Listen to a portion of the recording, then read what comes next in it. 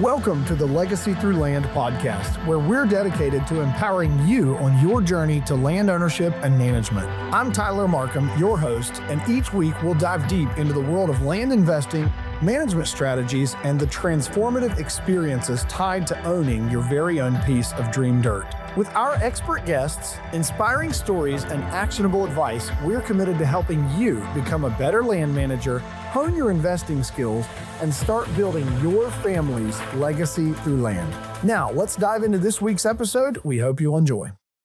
All right, welcome back to another episode. I am going to intro this one. I don't remember what episode it is. I'm giving up on that. Tried too hard, just don't care. It's definitely an episode. Today is October 22nd, and I have just gotten back from Illinois. We've been out there prepping, and if you are listening, I'm sure you're like me. The anticipation for the season is at an all-time high. And we had a few hunts. While we were out there, but it was really windy, and we actually just used that to our advantage to go in and prep a bunch of stands, make sure we had bright eyes, make sure lanes were trimmed, cameras were moved to scrapes, yada, yada. There's definitely some deer that are worth chasing. Same story here in Ohio. Definitely got a few deer that I'm excited to chase. And as this cool front hits, as I am recording, I cannot wait to start getting out in the woods. But today is a great treat. I've really enjoyed getting to know these guys. I've just gotten to know them through this podcast, and I've listened to a few of theirs before, but we're going to connect with the Born Again Bowhunting podcast with Matt and Kevin. Great dudes here also in the state of Ohio. They've been doing a podcast for much longer than me, and they have a great platform. So definitely go over there, subscribe, follow, listen, do all the things over on their podcast. Show them some love. But today we're going to get to hear kind of about the beginning stories, some of their missions, some of the hunts they're going on, and some of the hunts they're excited about. So I'm going to shut right up and let's get into it. All right. Welcome back to the Legacy Through Land podcast. I don't even know what number it is. I think it's 30, but don't judge me on that. But here's what I do know. We have a really nice cold front here in Ohio that is out our windows as we speak. And I've got some new friends on here today, and we're all going to try and pretend like we're not thinking about what cellular camera pictures are coming through and what deer might have showed up for the first time. Maybe these guys have some bucks they've been eagerly anticipating coming back to the farm. So we're all going to pretend that we're not going to side look at our phones. But thank you, Born Again crew, for being on here with me. Sweet. Well, we appreciate the invite, and we're excited to have the conversation. Yeah, man, I appreciate you guys being willing to come on here. It is all fun and games to run a hunting podcast, but then it becomes hunting season, and you're like, wait a second. We have to keep doing this. Scheduling is definitely something that we don't look forward to come October, November. For sure. And I am on both sides of that, where people are like, hey, let's have a conversation. Like, yep, let's do that after dark. So listen, listeners, viewers, as always, as you know me, I don't go and snoop on people, not because I'm busy being me, but because I'm busy being me. I don't go snoop on people. So I just know that Kevin and Matt are doing some cool stuff. The Born Again Bowhunter name is already epic. I find that incredibly amazing. And I think it goes without saying that there's kind of a mission behind their podcast, or at least I think there's a mission. So I get to interview them. Maybe if you listen to their podcast, which you should, maybe you never get to hear about kind of their backstory and why they have the mission that they do. But today we're going to go back and talk through that. And if you've talked about this last week, then just do me the justice of pretending you didn't. But I get to interview the interviewers. We haven't had that conversation in quite some time.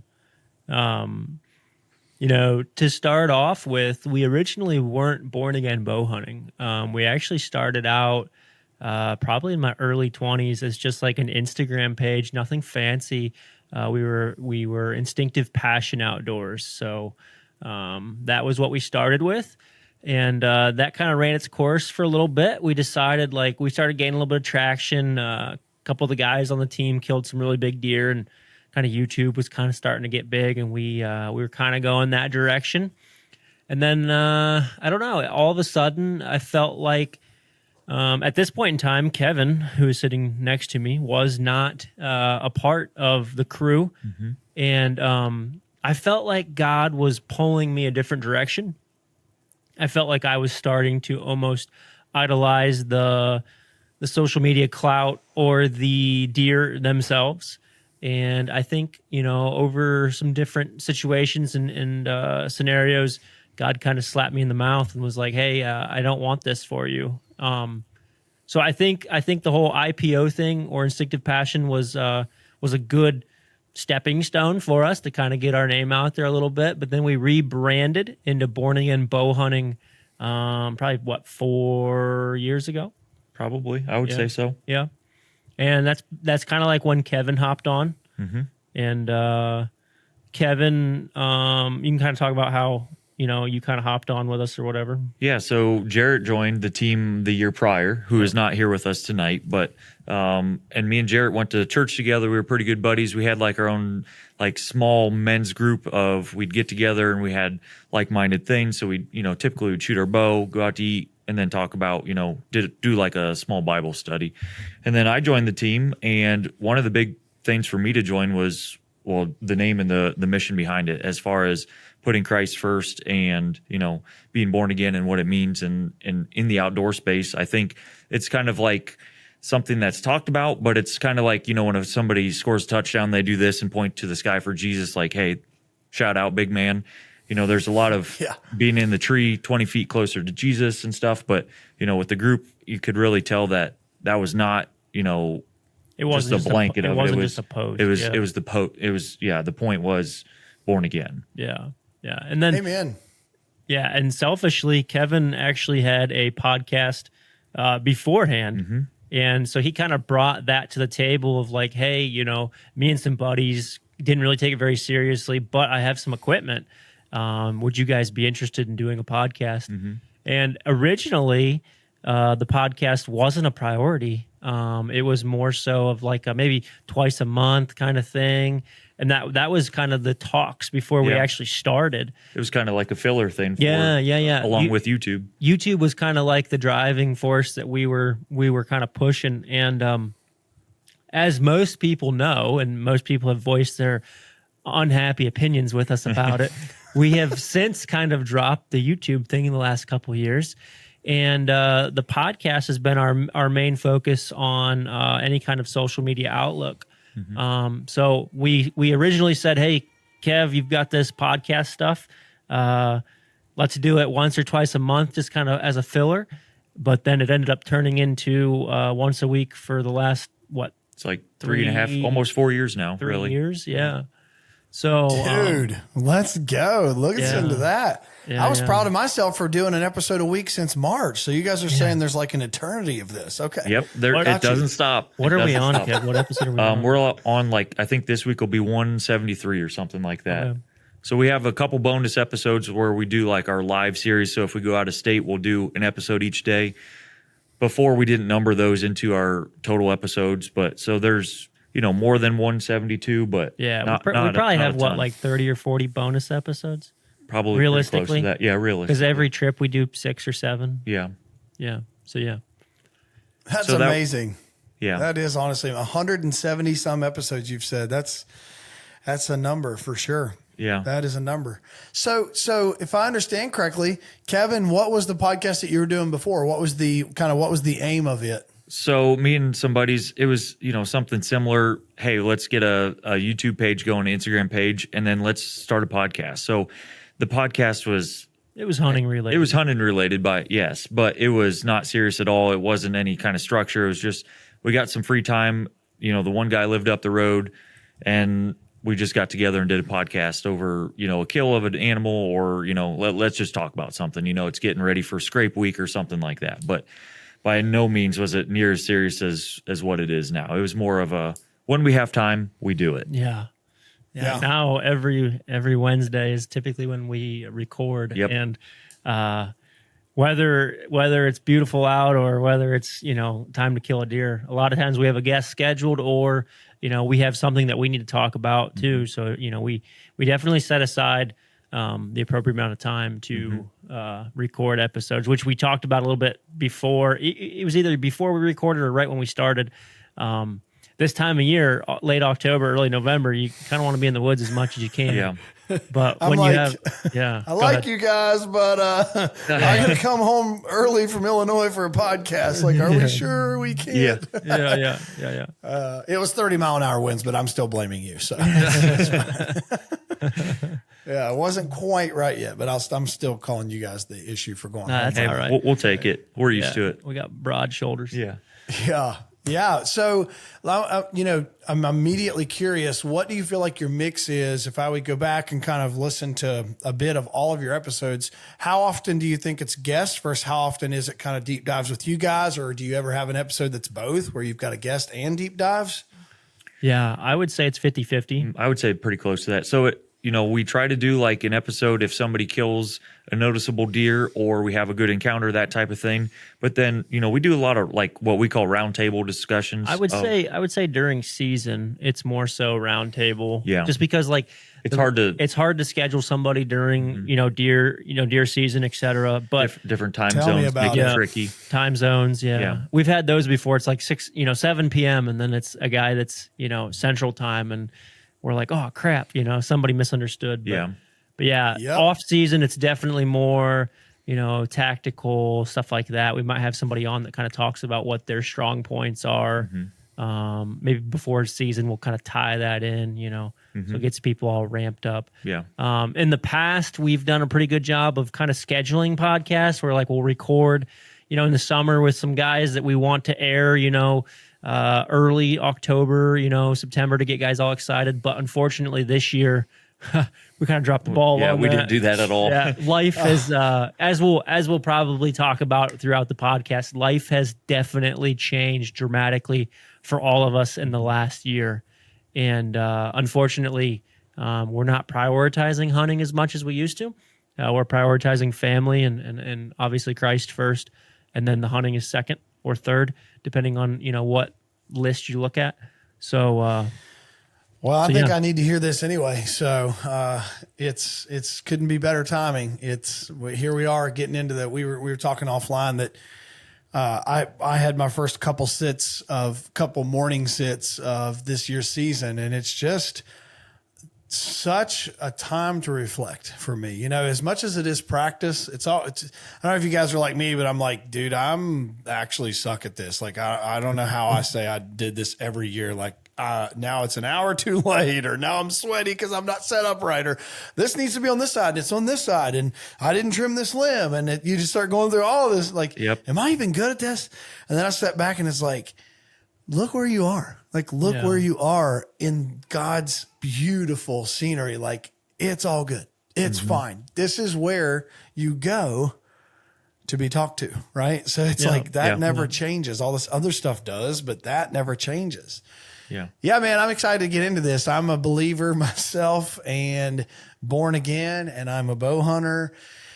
And I'm a land nut. I like to buy and sell dirt. It's kind of all I do now. And I joke with my team, we buy dirt. Sometimes we even sell it.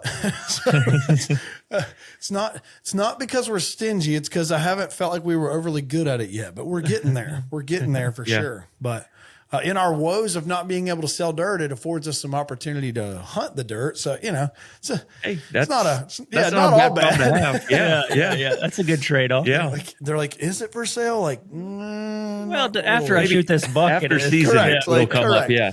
This one's for sale. Yeah. Look what this one produced last year for us, though. It's got to be worth more now. Yeah. Factory, bro. It was a factory. We'll get into all that. So here's something that I want to kind of know, because you talked about this, and then I want to go here, guys. Like, I think this is God's timing for talking about what the priorities should be, because here we are. Most everybody in the country is into the thick of it, of our hunting seasons. We're either in that peak mode of prep. We're in that peak mode of, like, I just got home from Illinois. They told me they just got home from Kentucky. So we're going to dive into like the strategy and the shape shifting of what things look like. But everyone's in the thick of getting serious right now. early season's kind of over. We're now into the like, hey, it's about to start happening. Yeah. Getting hot and To heavy. quote the great Michael Scott, it's happening. It is happening. It's what we all wait for, but I think we really deserve to know, and this is just fitting timing. We deserve to know what our priorities really should be. And I already know this isn't going to be just this generic conversation. Okay. We're going to let God anoint what that should look like. Cause it's something I have to wrestle with every year. I have to wrestle with my priorities every year. And if you're a diehard hunter and you're a person of faith, you do too. There's no way you don't. Like, there's no way. We all like big bucks and we can't lie. Like, there's no way you don't wrestle with priorities for sure. Yep.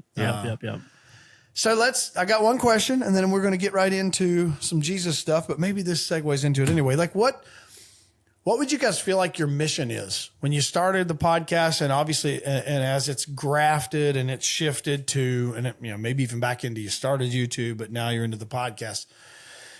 If you were to just step back and say, what is success for us? What is it to you guys? Do you want me to answer? You could. You can go. No, I would just say that our mission would be to bring fellow bow hunters or outdoorsmen to Christ. I would say that this last 6 months has really opened our eyes to how many listeners we actually have, because we're not those guys that check the stats all the time because it's not important to us.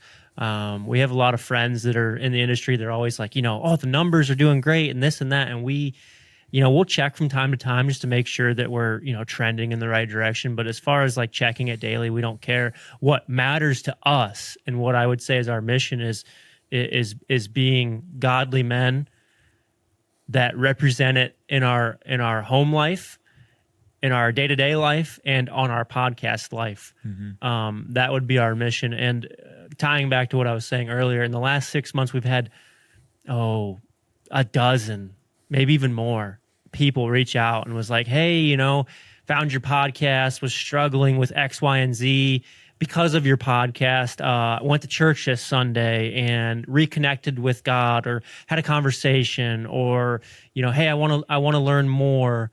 And what we have gone to a few shows in the past, and everyone that comes up to our booth while we're sitting there podcasting, while people are walking around and whatnot, none of them have come up to us and said like, hey, those are some giant deer behind you guys hanging on the wall. Let's hear the story.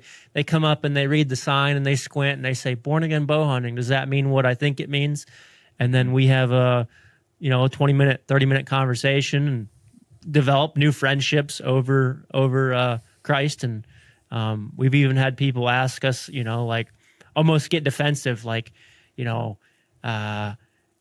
you guys really, stand for what your name is? And do you realize what you guys are doing? And like, I understand that there's, both sides of the fence, but long answer to your short question. But yeah, that would be. No, but that's a loaded question. So go with it. Unless Kevin, you think I just wanted to add, like, even in our intro, the very first thing that you hear is Matt saying we're all men of faith, and we want to talk a little bit about that. So like, we felt like it was a priority to let anybody that's listening, either new or a old listener to our podcast, know like this is what we're talking about, and this is who we are and what we're kind of priority. And then obviously the born again part, we are not perfect by all means. We sin. I mean, we are sinners saved by God's grace.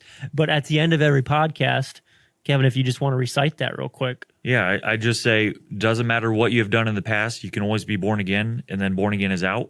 And that just shows that like what being born again is, and it doesn't matter where you're at in life now or yesterday.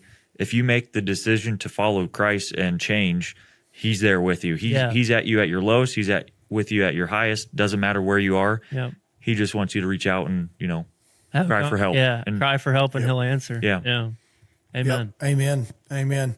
I've got, just on that note, I've got a really good spiritual mentor and friend, and he's a business coach and kind of all the things for me. I'd be happy to connect you guys with him, but he is, he's always talked about the idea that God is pleased with you and I the minute we wake up, he is pleased with us. We do not have to earn anything. He loves us at our worst.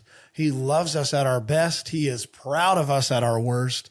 We are no less his sons in our darkest moments. And I have to remind myself of that quite often of my own self, because I beat myself up hard. I know, and I think we all do, but I'm really hard on myself. I am my own, worst critic. And, I don't know, like, when you hear like he loves you at your worst, like it just feels generalized, but man, if you can actually embody that and like actually wear that and harness it, it's the truth.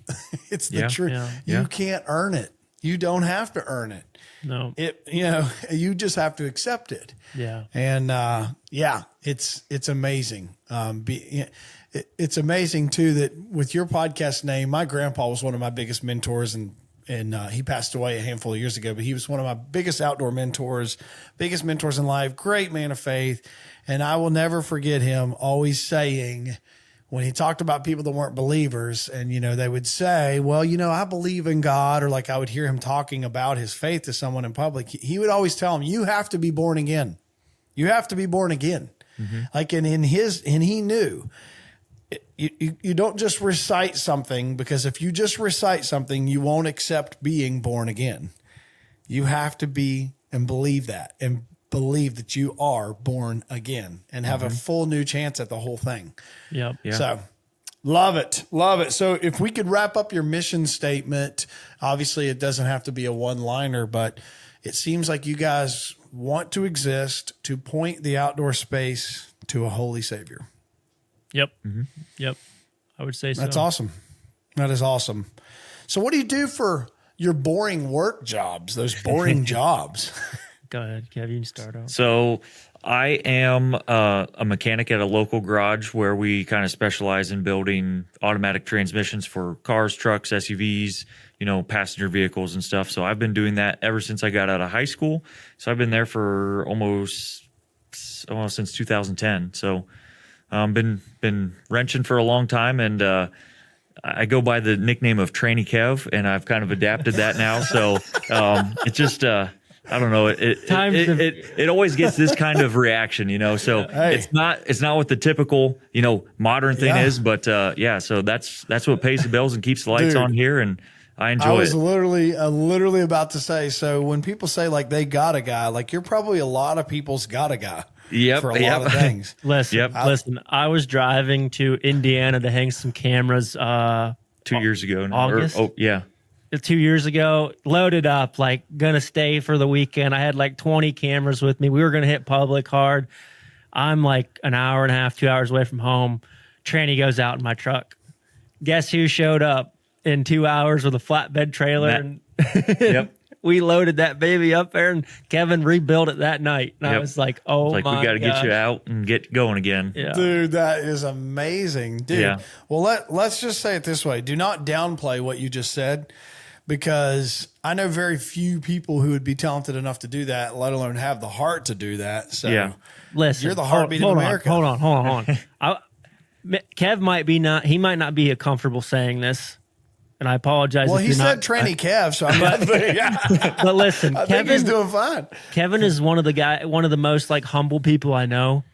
The little detail that he didn't mention in that whole thing was that he's the owner of this shop. Well, so it didn't start out like that though. I worked my way up. Yeah.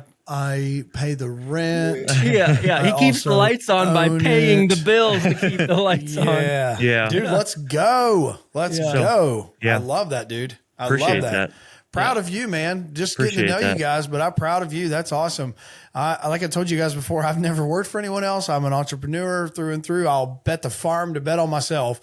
I always joke I'll work 120 hours a week to keep from having to work 40 hours a week. So you're betting on yourself, man. I love that. Absolutely, because and you got some employees, I'm guessing. I got one guy, so it's a 2-man operation. So we let's go. We stay pretty busy, but it's going in before the 8 to 5 typically, and staying after 5 most of the time. So, but I enjoy it. I've always enjoyed that kind of field, and just have a drive to do it, and it's it's interesting to me, you know, like you said, not too many people can do that. A lot of, you know, garages do like replacement stuff of whatever, but they don't actually fix, you know, some issues. So it's cool to be able to show the customer, hey, this is what failed in your unit. This is why. This is what we did to improve it and better it and keep you out on the road a long time. Yeah. So when I get, no, you're good. No, I'm already, like, we're doing some business here. I have a affinity for second gen Dodge Cummins. So when I get my 7th one, can you go ahead and put my valve body torque converter lockup kit in it, or is that? So I had second gens all the time growing up. They're the best sounding diesel pickup truck out there. I mean, let's go. He's got a mega cab right now, so you're talking to the right guy. You got me, bro. I have a 3500 mega cab in the driveway. Dude, it is so nice to be able to lay in the back. I knew you guys were Christians. I knew it this whole time. I love it. God honors Rams. I love it. Because they break down. So, bro, this is so funny. You said that he came and picked you up, because I was headed many moons ago in my second gen Dodge. We are sidebarring. This is fun. Second gen Dodge headed to Illinois to do the same thing out there. I mean, packed up. Left early, of course, too, like 3:30 in the morning. Yep. Not a convenient time to have a lift pump. The fuel, the stock fuel pump went, the VP44 went out. Yep, because they all do. About somewhere south in Indiana. And my cousin, who is my tranny guy, listen, let's just cover this. Karens have had a rough couple years, and tranny Kevs have had a couple, rough years, but it's probably good. It's fine. Tranny Kev. But my tranny Kev is my cousin, BJ, who's a performance diesel can do it all guy. And he did the exact thing. Came on a rollback. And picked me up. So, so all jokes aside, anyone listening to this, what is dying today? Because my 3500 is brand new. Basically, it's not. I didn't buy it new, but it's got like 32,000 miles on it.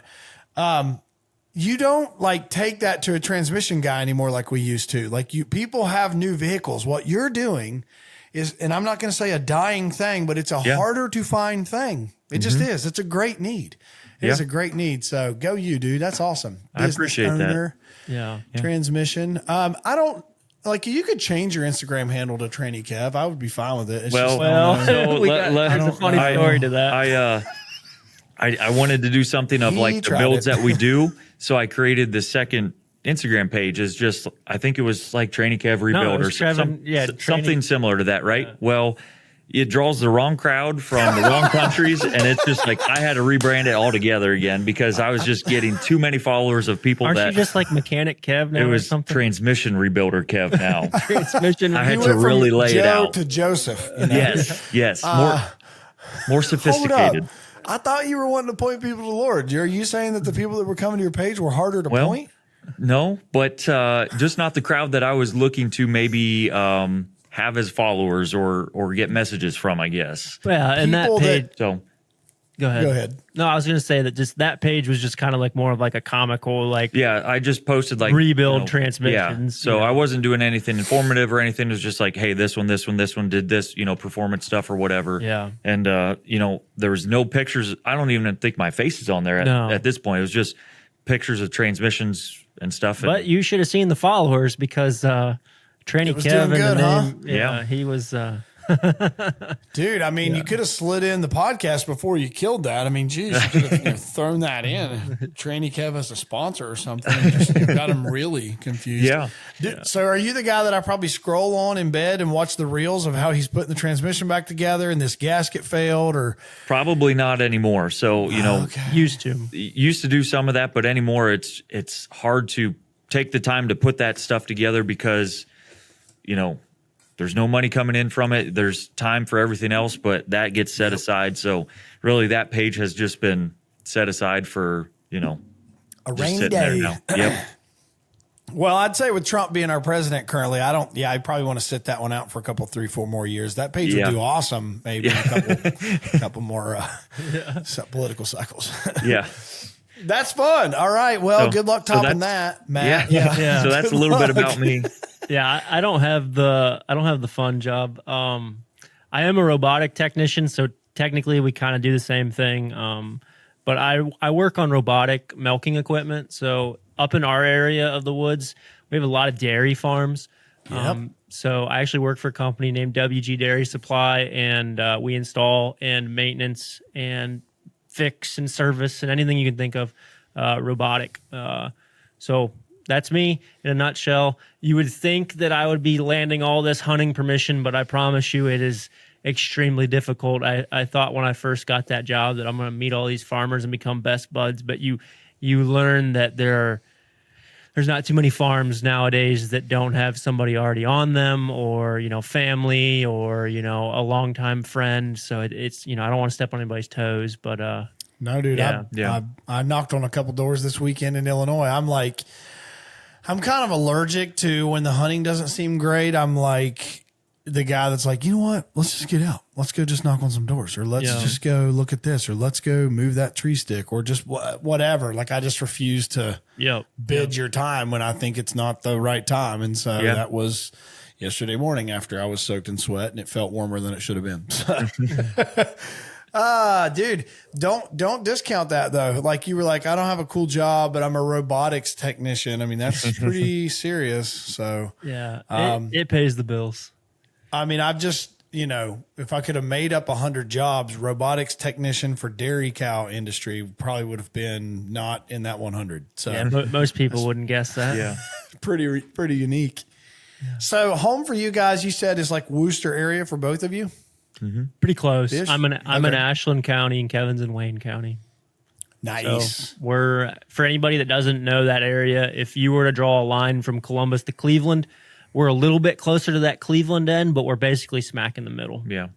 Nice. So let's do something together sometime. I told them earlier, I'm south of Columbus, so I'm your southeastern Ohio connection. If you need something, I'll be happy to help you. And no, actually, I've been thinking about getting my real estate license, so I might. My wife's a physician, so she's kind of like, pushing me to not necessarily do something more, but do something with yourself, right? Yeah, I mean, kind of, to be honest. Yeah, and quit plus, being such a loser, except for that cool podcast. I would love to work for myself just because of time commitments, and so yeah. I've been thinking about getting my real estate license, so I'll definitely be hitting you up and asking you some questions if you're cool with that. Open book. I will say openly for all the agents listening, I don't like bad agents. Okay. I like good agents. Yeah.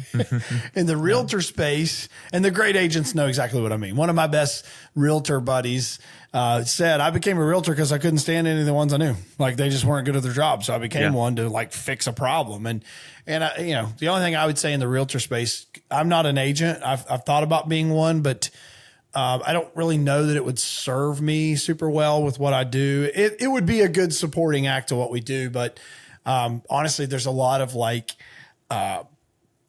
legality and just things that you've got to keep up with. That it's not like we sell farms illegally or anything. But there's a lot of things that I can do. Here's a great one. I can pay a finder's fee for someone who helps find me a farm. If we buy a farm, I can pay you and Kevin a finder's fee openly, put it on Facebook, love you dudes. And it's totally legit. But if you're a licensed agent, you can't do that. That kind of stuff that I realized, for me, it wasn't going to help me. I'd just rather work with agents. So there's a few that are really good friends of mine that I really like. And there's a lot of great agents. I just, the problem in the realtor space anymore, and anyone in it would admit it, is that if you study hard in 72 hours, you can be a realtor. And it's sometimes you don't know what you're doing, and it's hard to make it work. And then you're the other realtor on the other end of the deal, and you're having to do their job and your job, and it just doesn't, So anyway, I digress. I get it.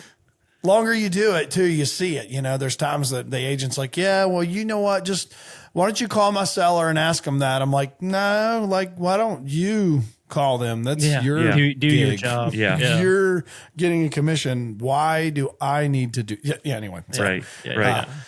So that has, my wife used to be an agent for a long time. So I always told people, like, hey, I'm married to a realtor. So I'm not just saying all these things. I'm married to a realtor. So I can say these things. I'm qualified. Dude, but open book for sure. Love to talk with you about it. Obviously I would say, I think this goes without saying, but there's a ton of opportunity in the space. There really is. And for people that's willing to work hard, just like Kevin, like what you do, there's tons of opportunity to own a mechanic shop and be really good and profitable if you work hard, keep your nose to the ground, and do a good job. Yeah. Same thing and as a realtor. Yep. Work hard, keep your nose to the ground, do a good job. You'll be great. Like you'll be Yeah. fine. But it's a grind for sure. And I think sometimes people, they don't have that bone in them. Yeah. No, And they think they do, but I they don't, understand. Yeah. Yeah. Well, we've talked about what you guys do professionally, and we've also talked that you have been keeping this going for 4 years. That's a lot. I was like going to be proud at our company Christmas party to say we did our podcast since March, like I said we would, but now I got to do it 4 years and keep going. Yep. That's a lot. Nah, you're doing a fine job. We were not as structured as you are right now, 30 in, trust me. And our audio was probably so bad that nobody could understand what we were saying. And we've really progressed over the last few years here, buying better equipment. Yeah, it took us a little bit to realize that, buy once, cry once kind of thing. We tried, sure, dude. We tried with some cheaper stuff at first, and it just doesn't work. Yeah. Well, and I used to play in a band many moons ago, but I'm an audio geek as well. And I've always, with podcasts, that's usually all it is. Like you guys said, yours is an audio only platform. People are just listening. If it doesn't sound good, they don't listen to it. They won't. And I've listened to a lot of subpar podcasts.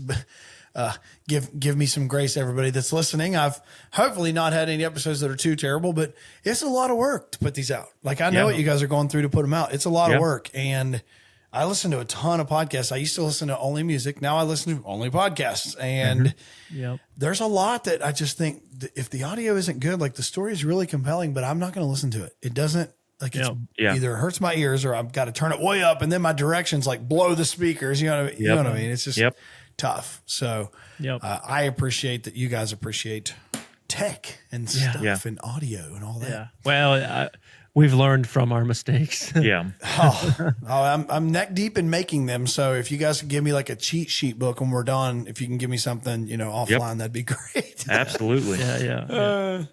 Hey, so real, this one's a little bit of a sidebar, but what if we're going to talk born again and hunting and being people of faith? What's your favorite Bible verses for both of you? So I guess I have one that's current. So I think, it kind of bounces around a little bit what season of life you're in, right? And right now there's a song, Garden in Manhattan, that is like going around in my head. And there's a couple verses in there that says like, put me where you want me, use me how you want me, and I will obey, even though I know the consequence, or even though I think it's going to go a different direction. Like James 1, 2, and 3, consider it pure joy, my brothers and sisters, whenever you face trials of many kinds, because you know that the testing of your faith produces perseverance. So it's just like find joy in what you're doing, because in the long run, there's an end game and God is good and he knows what's best for you, even though you don't see it in the moment. But whether you're having a good time or a bad time, just know in the future, there's greatness to come and God has his hand on you in the moment. So like that song has kind of like just been running through my head as far as put me where you want me, use me how you want me, and I'll listen, even though it may be difficult to. Yeah.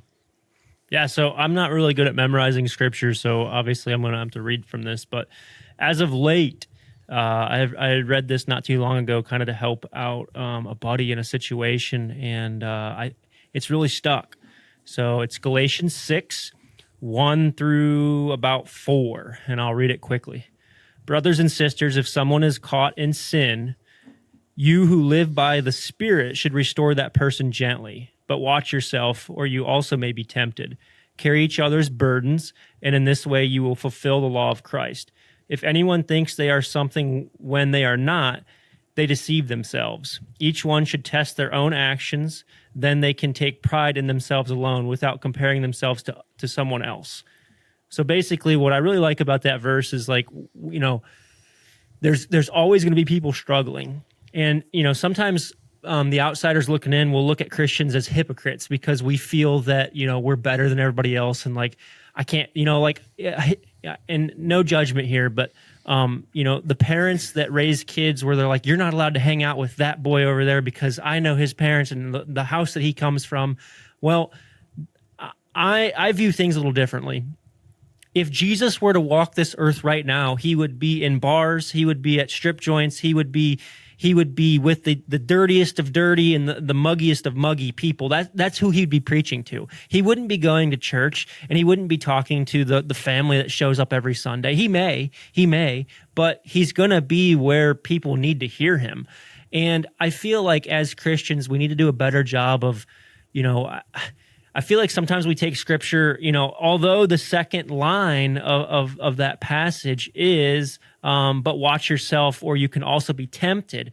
I feel like we have to be strong enough in our own faith to not be tempted, even though there is temptation there, and we have to be the light for those other people. So that kind of ties into the born again thing. Even though I struggle every day, I also have to realize that there's other people struggling, equally or worse, and I have to be there for them. So if I carry their burden, so the most important verse of that passage is 2, which is carry each other's burden, and in this way you will fulfill the law of Christ. So basically what that's telling me is take your brother who's struggling, put him on your shoulder, and bring him back to reality. And that's been hitting my heart lately. So yeah, man, for sure. This is crazy because my favorite verse kind of ties into some of the things you guys have talked about is John 16:33. And basically this one's pretty simple, but I assure you, God says, I assure you that you will find trouble in this world, but take heart. And I like take heart. I've kind of looked at like there's different meanings of take heart, but biblically I like that he says, take heart, for I have overcome the world. And there's so many times when I just think the entire thing that I'm dealing with right now, or this entire stress that I'm dealing with, or this entire thing that I'm dealing with is just of this world. And he overcame it. Amen. Yeah. He overcame it. Yep. He told me that I'd find trouble. Like, why am I surprised that I'm finding trouble? Why am I surprised that we're finding that people are, having their woe is me moments, or having these eternal, to me, sometimes a articulated depression and, or a artificial, I should say, depression is because you don't realize that Jesus didn't tell us the world wouldn't have trouble in it. Yeah. He didn't say that. He didn't promise it wouldn't have evil. He didn't promise any of that. Yeah. He said, but I overcame it, Yeah. So that's awesome. That's awesome. So here's something that I think we're going to camp out for on the longest period of what I'd love to talk with you guys about. You mentioned it earlier, and I just think this is incredible timing. How do we reset ourselves on what it's like to be outdoorsmen? I mean, what do you guys, what comes to mind when you say, hey, we've got to get our priorities right? Because obviously, Matt, it's easy to say that. You know that. It's easy to say it. It's hard to be it. It's hard to live it. It's hard to practice it. What comes to mind when you think, hey, our priorities have to be centered on God? And then I'll give you some of mine, but I'll say this and shut up because I'm interested in kind of how do you deconstruct, how to recenter what your priorities should look like. I think our hunting industry, and maybe you guys will agree, like I think it's in a really dangerous position over the last 10 years, I want to say. And I'm 36 now. So as probably, let's say 15 years as a young man getting into hunting as a young boy, and then getting more serious and a little more serious, and then like kind of stupid serious. And then like, that was too serious. And now I'm tired. And that's kind of where I'm at now. I think we're in a dangerous place, and, some of it's on purpose, and I think some of it isn't, but I'm having to find myself just get back to like, you used to just love hunting, Tyler. Like you didn't care if the deer was 147 or 152, or was he 5 or was he 6, or did you have 20 sets of sheds of him, or do you have 17 years of history, or whatever all this jargon is that we make up that we think is the definition of success. And it's a very shallow victory, mind you. I'm having to reset myself of like, I thought you just loved this because you just loved this. And I'm working on that. Like I'm really working on that. I've been working on this for probably 2 years now, last year for sure. And then this year again. So me shutting up will lay out all the cards here, but how do you actually put God first and be a really, really diehard bow hunter? So I think a little bit of what you're talking about is you're trying to impress, and I'm not saying you, but us as deer hunters, we're trying to impress people on social media, YouTube, podcasts, whatever, right? friends, family. At the end of the day, when you shoot that deer, you know, say it's your target buck and you have, like you said, multiple years of sheds behind him and stuff. After you shoot that deer and you tell the story and somebody else shoots a deer, you're old news, right? So, Like, you know, literally, that next day. post is dead, right? Or that YouTube video just dies off because there's bigger and better. And that's always going to be the case. You know, somebody is always going to shoot something bigger or have a better story or be able to tell it better or whatever. But, you know, I've noticed in my life too recently, like, you put family first, you put God first, and, you know, you go to a Thanksgiving that's maybe not on Thanksgiving, but it's on a Saturday, and you're only able to hunt Saturday and like Sunday afternoon, but you sacrifice the time to go to this, but you do it willingly. You don't do it with an angry mindset and that you're upset about it. And big deal if you have a trail camera picture light up of one of your target bucks show up while daylight while you're at this function, but that's how it is, you know? And it's just one of those things where deer hunting is not that much of a priority in the grand scheme of life. And, you know, we can chase these whitetail or elk or turkey or whatever you're after, and there's always going to be one next year, right? But you're only going to have so much time with family members. Kids growing up, they're only going to be at a certain age for so long, and memories being made. Would you rather be out in the woods for that, or at a birthday party or Christmas or, you know, whatever the function is, to enjoy that with, you know, people that, like I said, they're not going to be here for your whole life? I kind of want to echo off of what Kevin said, and then I've got kind of a longer story that I'll get into. But somebody online scrolling through Instagram one night, laying in bed, I think it was maybe T-Bone might have said it. Like, he's standing in his he's standing in his trophy room, and he's like looking around, and he goes, you know, one day all of this is going to be a burden to somebody. And he's I literally remember this. I listened Yeah. to this episode like 2 weeks ago. And he's like, do you want to be remembered for the burden, or do you want to be remembered for who you are? And I might have summarized that. It's not exactly what he said, but to his point, like, He said it for his wife too. He said, Yeah. like, this is like, he's like, if I'm gone, this is now going to be a burden to her. Yeah. Like, she doesn't care about these things. yeah, That is my family to a T. Like, Yep. they Amen. don't hate it, but it's like, they don't care. yeah. My wife doesn't But- hunt, you know, like she respects it and she eats it and all that. But like, as far as like the trophies in the trophy room, you know, maybe I have 15 deer hanging in my trophy room, but like at the end of the day, if I were to die tomorrow, like, that'd be a burden on my wife. And I don't, you know, and to echo off of that, I've kind of always had that mindset of like, you know, like, this is my passion. It's not necessarily somebody else's. And, you know, like, I want to be remembered for being a good person before being remembered for killing all these big deer. And then if you're done with your thought, Kev, Yep. I kind of want to talk about our Indiana trip a couple of years ago, where God kind of slapped me in the mouth. Yeah. So even after... Remind me to piggyback on this too. I want to give you my slap in the mouth as well. Okay. Let's do Yeah. some slap in the mouths here, guys. Yeah. Let's slap No. mouths. I think it's good for God to kind of wake you up sometimes. For sure, and I think people need to hear it. And I'm glad you're willing to talk about it, because Yeah. these aren't highs; they're lows. Generally, Yeah. they're not highs. No, I'll definitely be a little bit vulnerable in this story, but it's okay. I've shared it on our own podcast.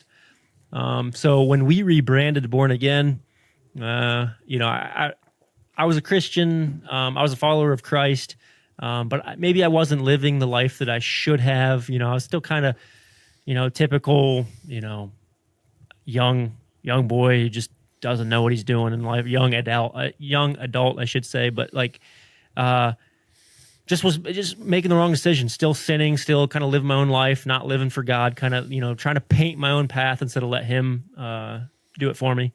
So we were actually, long story short, I was having a heck of a year as far as like, I was chasing a 208 that got killed by the neighbor. A heck of a year as in bad. I think I missed or hit a deer in Kentucky early. I can't remember. It was just or a bad encounter or something. A hang fire. Oh yeah. Muzzleloader, hang fire.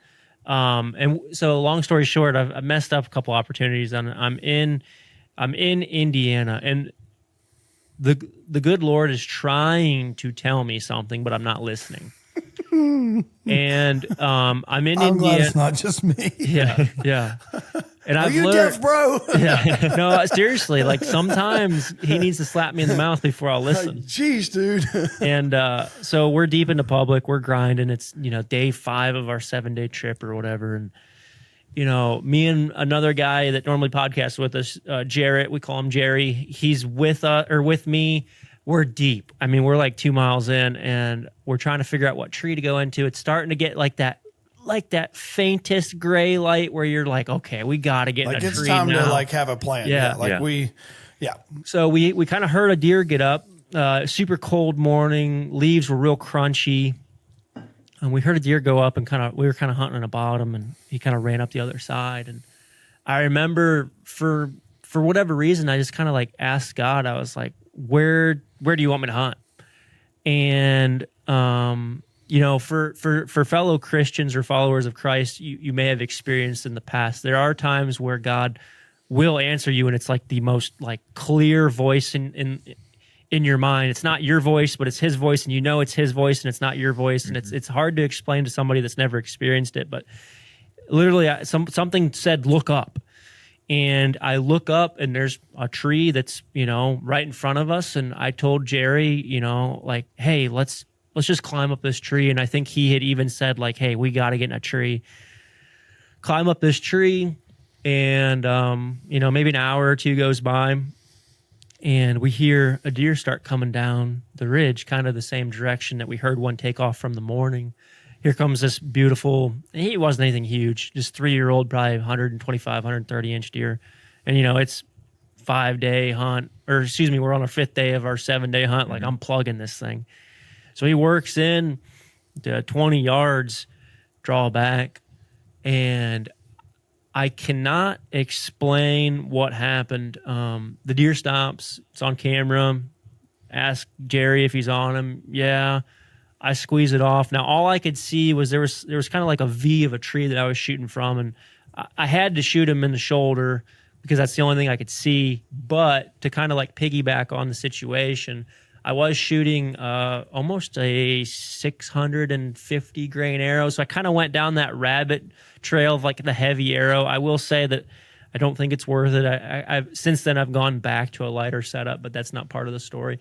So I was shooting a really heavy arrow, cut on contact, single bevel, like should have just blown through this, not even 200-pound whitetail. And the arrow literally bounces off of him, like hits him square in the shoulder, gets no penetration, and just bounces like you put a stainless steel plate in front of this deer and it just bounces off of him. So in the moment, I don't think I was shooting lighted nocks for whatever reason. So like I thought I smoked him. So I mean, that was your problem, but go ahead. Yeah. So because of me thinking that I smoked this deer, like I got really emotional for some reason. And I thought it was God like giving me my break. Like you told me to get in this tree. And honestly, this is the vulnerable part of the story. I honestly started to cry. And it's the first time I've ever cried, like because of thinking that I killed an animal. It was the Holy Spirit, I firmly believe, like just working through me to kind of get my mind straight. And I'm sure all Christians have dealt with that emotional like force from the Holy Spirit. So once we watched the footage back, we realized that, hey man, this, cause like, I'm messing up the story. The deer kind of ran off, stopped, and we kind of glassed him and he was kind of holding up his leg. And like, I'm like, oh, well, I had to have got at least, penetration. The arrow broke off, like he's going to die. And then he ends up going across this little creek and then kind of like up this other side and we lose him. So I climbed down and we watched back the footage and I'm like, dude, it looks kind of like that arrow bounces off of him. And Jarrett's like, well, just climb down there real quick and look at your arrow, because it was only 20 yards or something. So I climbed down, look at the arrow, and I mean, it is like the broadhead broke off. But if you were to take an arrow and like where the threads of the arrow meet, the ferrule or whatever, if you just broke the broadhead clean off, like the arrow was still intact. The threads were still kind of in the insert. Like so, you did shoot a steel piece of plate. 100%. Yeah. Like I hit something so hard that, yeah. So we, from highs to highs to lows, and we go back to camp. We were sharing camp with some other guys, and, we all were watching footage back, and everybody's like, man, the shot placement looks good. Like, yeah, it's kind of in that shoulder area, but with your setup, you should have blown right through him. So we decide to give it, I don't know, 6-7 hours, because this was like, 9 o'clock in the morning. And we go back in there. Maybe it wasn't that long, because there was still a little bit of light left. Kevin, you were with us, right? I was with you, yeah. Kevin, myself, and Jarrett went back, and we're tracking blood. We tracked blood for a long time, maybe 150 yards or so. And then eventually we kind of like run out of blood, and we decide to split up. Well, I had one of the most real encounters that I've ever had in my life with God. And basically, to summarize the story, he told me to straighten up and that I needed to get my priorities straight, because at the time, whitetail was it. Like, there was nothing else. I was skipping Sundays service for church to go hunt whitetails. I wasn't going to family events. I was like, whitetail during deer season, like, wife, I'm not home. You're not going to see me. I'm going on all these trips. And God told me as clear as day. He said, I can take it away from you as fast as I can give it to you. And I'm getting chills just thinking about that right now. And he said, you will not find this deer. This is a lesson. Basically, straighten up. And I remember finding the guys, and I don't know at the time if I was comfortable enough to share, but I kind of was just like, hey, like, we've done our part. We've grid searched, we've looked, like, and at that point in time, I just knew that we weren't finding the deer. That deer wasn't for me. I think God said, like, I think he said, I have other plans for that deer. He is not for you, is what he told me. And I remember thinking, like, I'm at this low of low, like, how much lower can I get? Well, needless to say, the story kind of I don't remember. I think I did end up killing a buck that year. I don't remember. Did I or did I not? I think you won. Was that the year I killed that 157.8, or was that the year before that? Yeah, it was that one during gun season. So then I ended up killing during Ohio's second gun season. I ended up killing a really nice deer, 157-inch 8-point, which is a giant 8-point. For sure. But that next year, I wanted to do something different.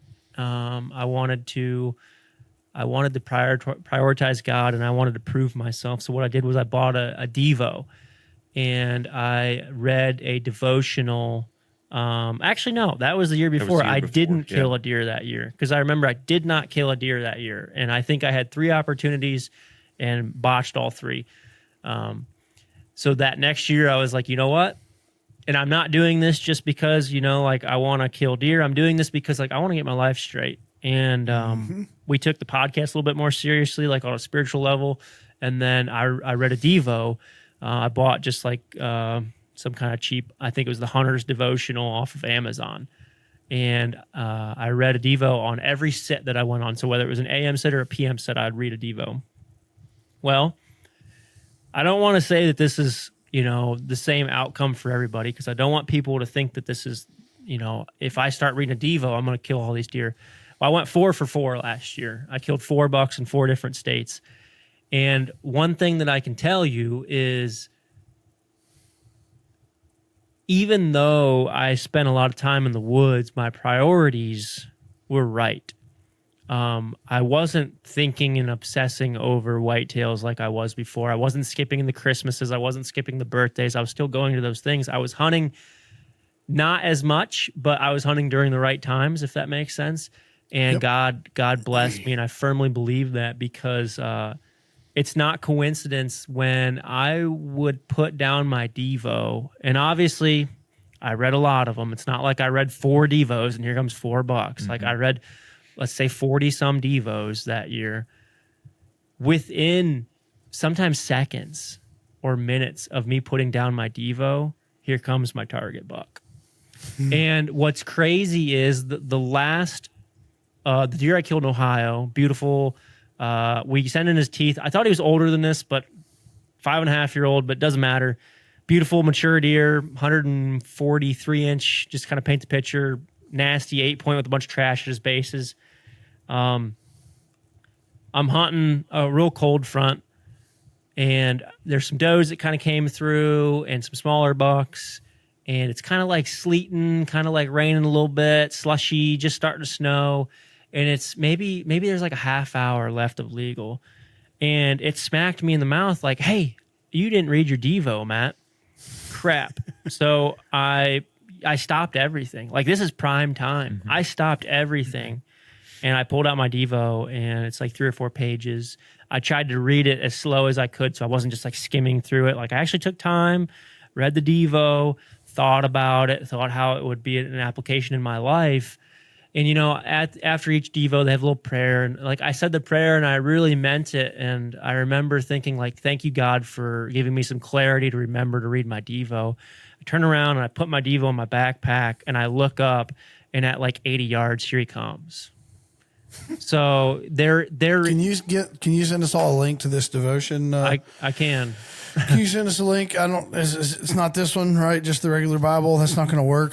I'll even do like a 130. I mean, I'd do something like a 130 even, if that would work. No, and that's why I prefaced, like, in the beginning of the conversation, like, I don't want people to think that this is, you know, I suffered like bad that year before and had some spiritual battles, and I truly did.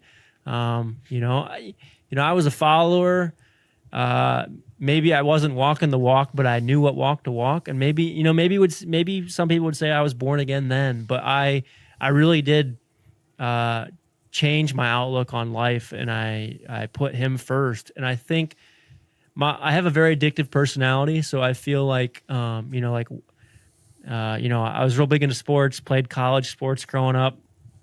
You know, then I built cars, and I was like, all right, I'm gonna build this Mustang. I'm gonna build cars. And then I totaled the car, like, got injured playing sports. Like, I feel like God has always kind of like, this isn't the path I want you to go into. This isn't the path. This isn't the path. Got into competitive archery, lost my drive for that. But like, moral of the story is, you know, I tend to, once I get into something, it's 110%. There is no, I don't half anything. Mm-hmm.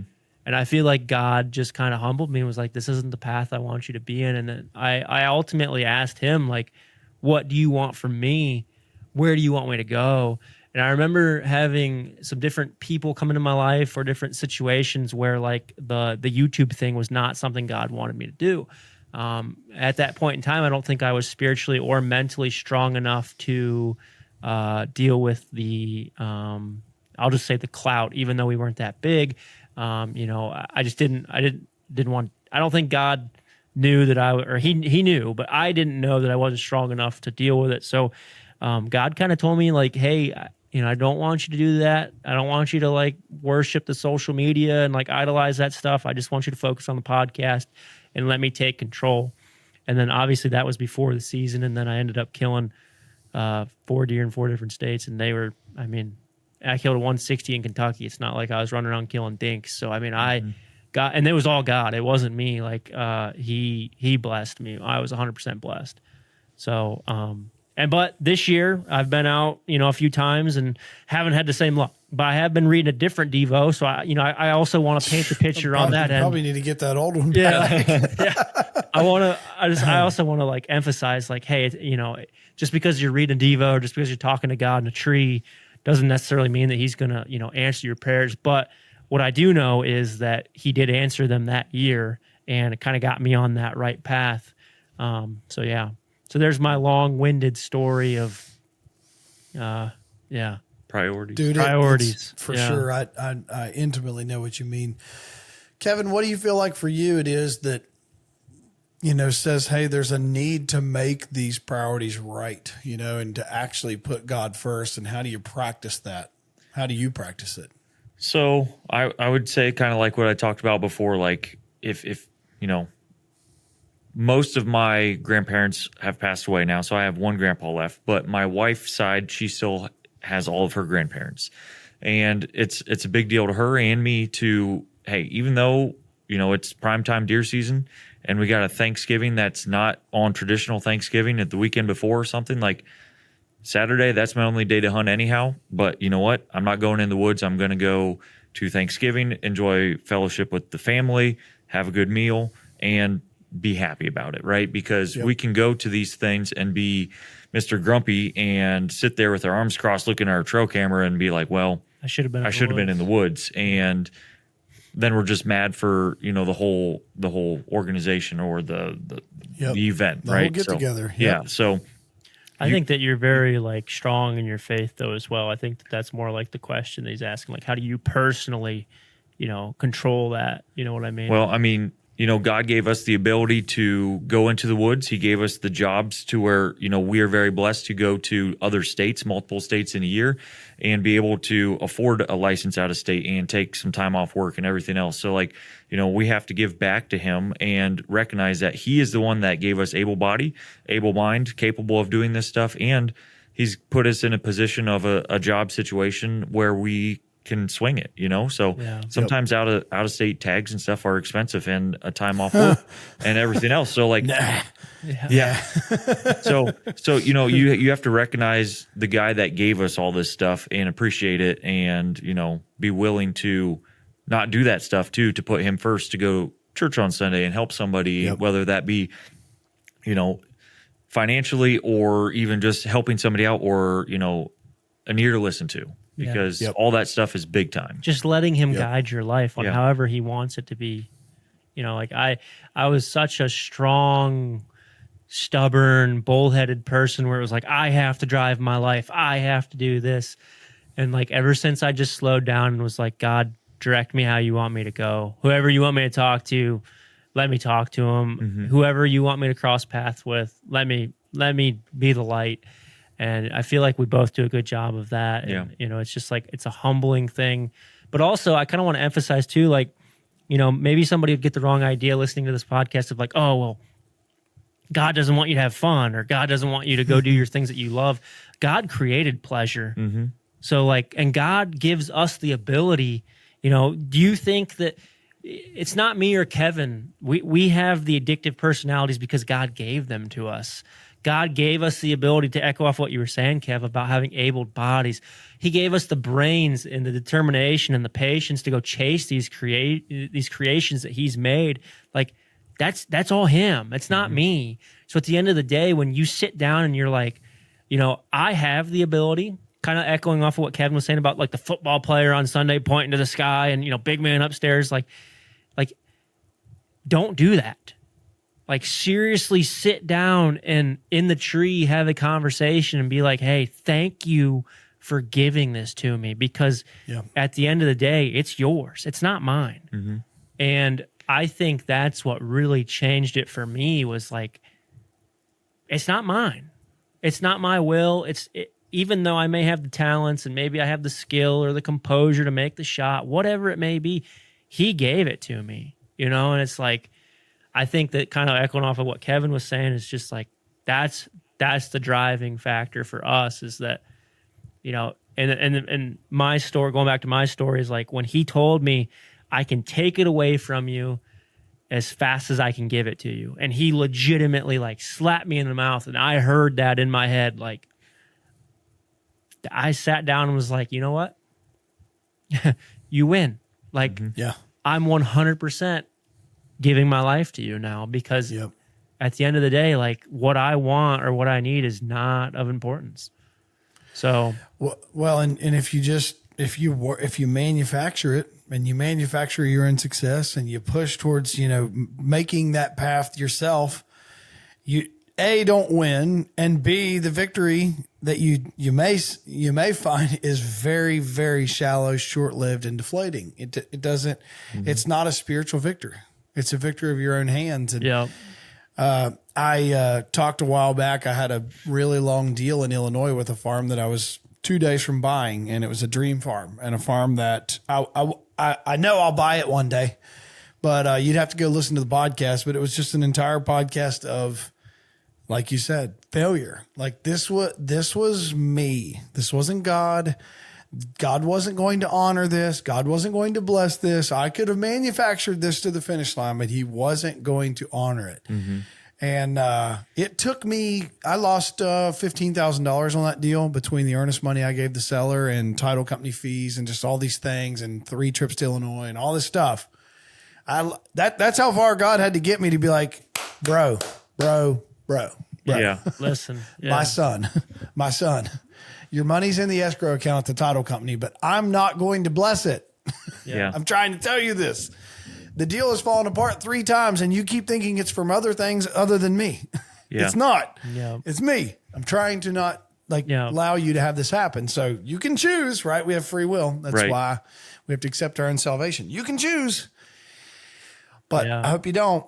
Yeah. And anyway, we could get into a wild discussion about how, free will and God already knew that we were going to choose this, or he already knew that we were going to choose that. And that can all be true. But to be honest, I'd like to, I'm really glad that you brought that up because it was in my mind. We had a couple pastors on, 10 podcasts ago. Yeah, probably a few more than that. We had 2 pastors from our church come on. A couple months ago, maybe even. And we had kind of asked them some questions. And one thing that really, really sparked my interest was it's the best way I've ever had somebody describe this. So when somebody says like, well, how is your God so good if he lets bad things happen? Right. And it kind of echoes off of what you were saying about how if God knew that you were going to make that decision, well, at the end of the day, God does know the decision that we're going to make, but he sees both sides. He sees the right turn and he sees the left turn. So let's say the left turn is the wrong turn and the right turn is the right, not the right, but yeah, incorrect and correct path. Yep. Thank you. So God sees both of them. He gives us will to choose the right or the incorrect or the correct path. So I think that was just like such an eye opener to me of like, yes, God is good and yes, God allows bad things to happen, but does he really? Like at the end of the day, he does, but it's human, it's human flaw. I have that decision. Evil entered, evil and sin and all these things, evil entered into the world, and at the root of almost everything is evil. Yeah. And that's where it starts and where the divisiveness starts or where the sickness starts or where the whatever starts. Yeah. And so, what I choose to believe too, and we didn't cover this as a topic here. We could go into some Charlie Kirk-isms, but look at the evil that we've seen in the last 2 months in our country and look at the good. Look at the good that God can use and is using through that evil. That's why I think there's things that are allowed to happen. And, people are so quick to quote Charlie on all things. But one of the things I think is super applicable to what we're talking about is he had said that for us to continue to be able to have the Second Amendment right, it will require some gun deaths to keep people open and awake to the fact that the Second Amendment is for us to protect ourselves. And it will require that sometimes there are gun deaths to show this. It's just, to me, the same thing as God does allow evil to happen. He does. He does allow it to A, point people to him, and B, use that evil for good. It can be used for good. And I know, obviously if we're not sitting on the sideline of the tragedy or, whatever that comes along with the evil, it's easy for us to say that God will use it for his good. But in time, he really will. Yeah. He really will. So, this is good stuff. So I got a kind of more of a generalized question for how do we, it's tough for me to put my finger on this, but what I've been wrestling with, and maybe you guys can better articulate kind of what we do with this, but I've been wrestling with the general trajectory of where the outdoor industry is going. And admittedly, guys, I have 3 daughters. I have, we call them our big girls. They're 10 and 12. And then I've got a 3-year-old, and my 3-year-old so far is the most interested in hunting, but I also became a dad with her in my early 30s. And I was a dad in my late 20s with the other 2. And I tell people openly, I'm a much better dad in my 30s than I was in my 20s. Cause let's be honest, we're just figuring it out. Yeah. We had never done it before. And so I had raised 2 girls to 6 and 8 before I had a 3rd one. And I love her so much. So life, I cannot imagine life without her, but we definitely, had some of the diaper phases and all the phases we're going back through, had those all gone. And so for me, what I struggle with is I haven't pushed my daughter super hard. They've been hunting a handful of times. They just haven't shown a ton of interest. But I'm word vomiting here, but I think I'll get there. I think I'll land this plane. And if I don't, just like pull it out of the sky for me. But to me, what I really struggle with, and you know, you hear people say, keep the main thing the main thing. Like for me, hunting, the main thing with hunting was always the camaraderie, the trips, the memories with family, with grandpa, with, you know, those vivid, the vivid smells you have of hunting. Like in my brain as a little boy, I think of grandpa's farm truck, and I think of the smell of your first shotgun shell when you killed your first squirrel. And I think of the smell of dirt in the fall and when it's cold and it's bucky. And now that's, you know, that's the buzzword we all use. It's bucky. And we didn't know what it was. And the smell of acorns, you know, just all these things, you know, as outdoorsmen, like you could just name thousands of, to me, even just smells, but it was all just the love. Like it was the love of the sport, the mystery of the sport, the mystery of the hunt, the mysticness, whatever cool words you want to use. And I feel like I've also started to fall into the trap, and I'm actively wrestling with this right now. If you can't tell, I've fallen into the trap that I do like to chase big whitetails. And I do like the idea of shooting a mature deer. And I do like the idea, and I'm willing to eat tag soup. Like I've kind of fallen into that place where I love the chase so much. And I've told myself for such a long time that I love the chase so much that I'm willing to eat tag soup. And I think a lot of people kind of like almost, you know, embrace that. And it's like, I hear this being said more often now. And I think your guys' space in a space where we could actually unpack this from a faith component. This is where I'm getting at. Hunting has to be about reconnection with God. It has to. It has to be way more about getting back to where our Creator formed us. And I'll go there with you guys here in a second. But how do we do that? Like, how do we, like, in you know, because you just said earlier, God wants us to have joy, and he was the creator of joy, and he created the big bucks that we're, you know, all chasing and trying to solve the mystery of it. He created insert whatever, you know, other animal you chase. He created all this, and now we don't want to, you know, now we don't want to shoot a 130. Now everyone wants to score it, and now we want to know how old it is. And now it's like, what if we just didn't care? Like, what if we just loved hunting? And God was good, and that was it. How do we get there again? And now I'll shut up. How do we get there again? So I guess I would think, you know, part of that is trail cameras have ruined it, and also just the social media, because with your cameras, they're out there doing work 24/7, right? And they would pick up the biggest buck that you have on the farm. And typically, you know, guys will have multiple farms, maybe multiple states even, right? So if you set your sights to, my season is not fulfilled until I shoot this deer in this state, you know, you look at your season as a failure if you didn't do that. Well, there's stepping stones throughout any season where you're learning stuff.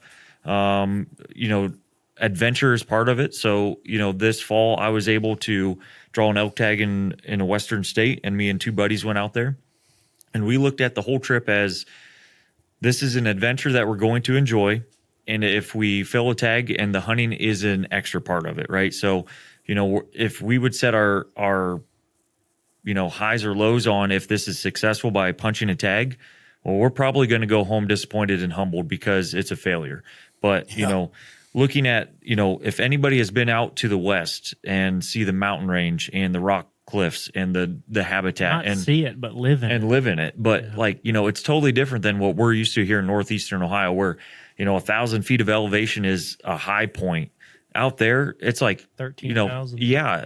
I mean, just something you can't even put into words and experience with the suck factor, because, you know, on our trip, we went almost 8 miles deep from the truck to the camp, and we gained 2,000 feet of elevation within 5 miles of that. And we had 60-pound packs. So, you know, the suck factor, most guys aren't willing to enjoy that or put up with that, to live in the woods for 10 days, eating freeze-dried meals, seeing, you know, some elk, but nothing really legal, or being able to get an archery shot at it.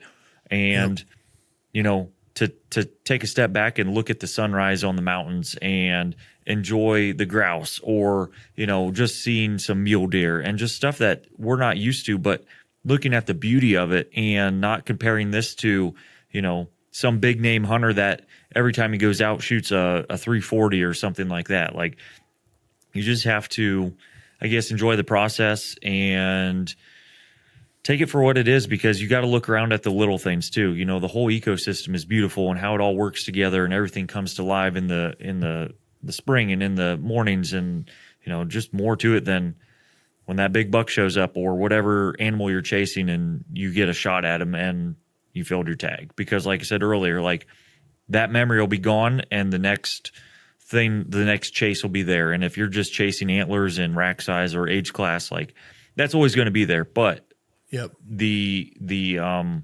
process and enjoying nature and watching the beauty unfold in front of you, you're going to forget that and not remember that when you should be putting that first. So I don't know. That's kind of how I look at it and go into, you know, hunting and adventures and stuff like that.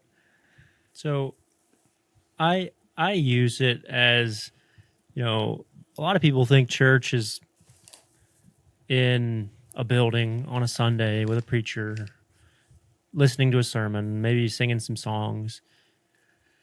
There are multiple different churches in this world, and what I mean by that is let nature be one of your churches. Now, granted, I'm not saying replace it, but let it be one of your churches. And It sure is for me sometimes. Amen. For sure. I'm with you. What I kind of want to echo off of, and correct me with his name, David Miller. Mm-hmm. So we had how do you guys know Dave Miller? So we did a podcast with him pretty early on, and he is a phenomenal dude, and we've been staying in strong touch. man of faith. Yeah, he's a good, solid dude. Well, if it sounds like you know him. You want to go there?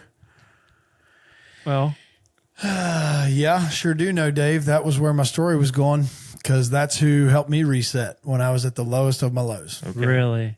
Mm-hmm. Well, I'll just tell my story real quick, and then I'll let you have the spotlight. I was about to tell you guys, you need to have a guy named Dave Miller on. So we talked to David, and he had mentioned something to us that's stuck. Mm-hmm. And we've probably talked to him about 2 years ago. He said that God would always talk to Adam in the garden. So when God would want to talk to Adam, they took walks through the garden. And I feel that the closest thing that we can get to the garden is nature or woods. So, you know, if Adam felt the closest that he's ever been to God, walking through the garden, talking to him, why would it be any different for us? So David was telling us about his Adam walks, is what he would call them, and then he'd go through the woods, and that was kind of like his church. And ever since he said that, man, has it stuck. Mm-hmm. So what I do, to answer your question, very short form, and I'll let you take over, is that, you know, you had asked, like, how do we reprioritize not chasing the giant deer and, you know, looking at the biggest inches, and like, how do we actually put it to structure, pen to paper?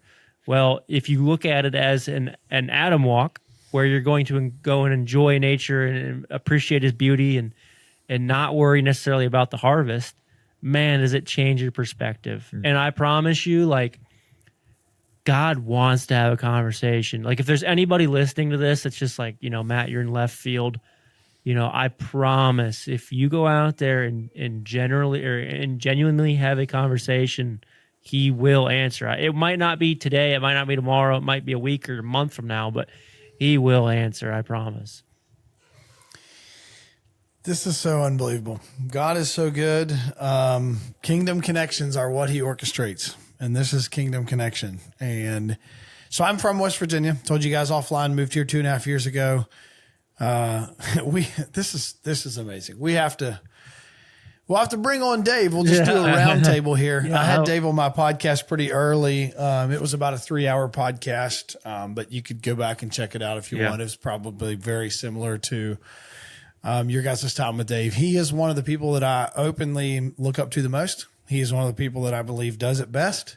He's one of the people that I think a lot of people chase, whether they want to admit it or not. And I'm actually really okay with that because I know Dave, and he is pure. He has a pure heart. He is a very well-centered man. And the best part about all this, side note on Dave, is he shoots giant bucks every Yes, year. he does. And he's Absolute a certified killer. Yeah. So when we talk about experiencing God's creation, I don't think there's anyone that I know who better vividly depicts this than Dave. I don't, if you watch him on social media and you follow him, you get to see a pure, beautiful relationship with God in beautiful creation. And you also get to see some giant bucks, and you can be jealous, and I used to be, and now I'm just like super happy, and you just kind of expect it. So here's kind of how that Dave Miller came into my world is I had known Dave from the sidelines through the hunting world. It's pretty easy to find him in the hunting world if you are even open to hunting big deer and you're in West Virginia. You're going to know who Dave Miller is, like it or not. He's going to pop up on your DMs or your feed, let's say. And I didn't know him personally. I was just always intrigued by him. I think we had mutual friends, but I watched and read all of his posts, and this probably would have been 3 years ago that we connected. And I loved his posts. I loved his stuff. It's always spiritually based. It's always impactful. It's always challenging, but it's just always pure. Like you just sense a pure guy's heart that is chasing after God even harder than he's relentlessly chasing after giant whitetails or elk or whatever his game is that trip. And so I had kind of gotten to my wit's end, unknowingly. I'll give you the story of how I've been working on resetting in hunting for the past 3 years, but pretty heavily over the past 2 years, because I've become, I've built a business selling land that largely the most land that we transact is recreational hunting property. It's what I'm super passionate about. It's why I got into land for a business, because I love dirt, and I love what God does for people on dirt. And I love that most of our most vivid memories are on dirt. So, I've been, on a journey here for sure, but I connected with Dave January of 23. Maybe I could pull the Facebook message up, but I just said, listen, I have a serious goal this year we all set our New Year's resolutions and all these things. And I have a serious goal that I'm going to be more intentional with who I connect with in my life this year. And you're going to be one of those people I connect with. So I want to know where you're going to be, whenever you're going to be, and I'll meet you there. And he will tell you, I didn't ask. I said, I want to know where you're going to be, and I'll meet you there. I don't care what it is. We'll fill feeders. We'll do whatever. I want to get connected with you. I know that God has put you in front of me. Like I know he needs me to be intentional with you, and you intentional with me. So, 2 days later, literally, he's like, well, what are you doing Wednesday morning? I was like, well, I'm meeting you. So where are we meeting? And we did some Dave Millerisms in Southern West Virginia and just went around on properties, and we were just able to share our time and, our faith together. And he's the real deal. I mean, like Dave Miller behind doors is the same Dave Miller in the front of the camera or in the front of, whatever, Sitka Magazine or wherever you may find him, on X, wherever. But I got to tell him, and this was before I heard the analogy that you just said. So it's so wild that you've heard this analogy, because it has shaped who I am today as well. It's helped shape where I'm at in my journey. But I told Dave, like, man, because I'm getting to know him at this point. You know how men kind of have their own little stance, and we're meeting in a parking lot, and we may buy or sell some hunting gear to each other, but we're gonna maintain our distance. And so I was just kind of sizing him up, and so I obviously could tell pretty quickly, like, number one, my white flag's up. I'm done. I'm smoked. I'm on fumes. I'm scared. I got to a place where I didn't know where I was, and in hunting and in being an outdoorsman and who I am in God and just about everything. And so I was telling him all this, I was just telling him, like, listen, like I got to a place, and I'll just give you guys the context, that I got to a place in my career. I used to flip houses, and I'm very proud of the company that I built to flip houses. We flipped over 300 houses in a 10-year period. And I have a very addictive personality as well.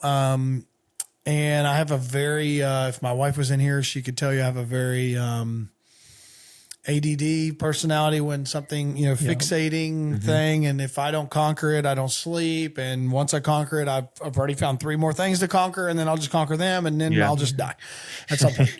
And that's, my life. And it's good because that God also built that in us on purpose. And we just have to learn how to harness it. But I built this really hungry company, and I was really, it was a company that had a lot of holes in it. We were transacting a lot of deals. We had a lot of fires. We probably had more fires than deals some days. And I got to that point as a business owner where I was running ragged, trying to keep the wheels on the cart. And I'm in my mid-20s, and I'm at the peak of my life, and I'm a bad A and all. Yeah, it's all good, right? It's all a lie. It's all a ruse. But, I'm doing the YouTube channel and all the stuff you're talking about, and doing these webisodes about our houses, and we're the bee's knees, and everybody loves us. And we had billboards and wrapped cars and the whole, you name it. This is in Charleston, West Virginia. And I remember going hunting, and I've, like you said earlier, you had done sports at a high level and cars then at a high level. I too have done a lot of things at a high level. I've been very fortunate to do things like that, because that's all I know is wide open 150 mile an hour or nothing. Mm-hmm. And I'd always done hunting at a high level because we're all awesome, right? We just love hunting, and we're just awesome. And I got to the place where I was so busy in my life and in business, and being a young dad, and being an employer, and being a man of God, and supposed to be a friend, and being a deacon in the church, and being everything that it is, that I'll check all the boxes that we all check. I remember being in a tree stand one night, and my phone just never stopped. It just literally never stopped with stuff, fires, work, just stuff. And we've all gotten to that point where you're like, you know what? I shouldn't even be in this tree. I don't even know why I'm in this tree. I just shouldn't even, it's a waste of time. I'm worn out, and I'm here, but I'm not here. I'm not even here. Times that by 3. And I finally sat up. And I will never forget the shallow feeling. I will never forget it as long as I live, where you talked about God just got a hold of you with that deer. I got to a place sitting in a tree stand. It was getting dark, and it was like, I don't love this. I don't even like this right now. I don't even like this anymore.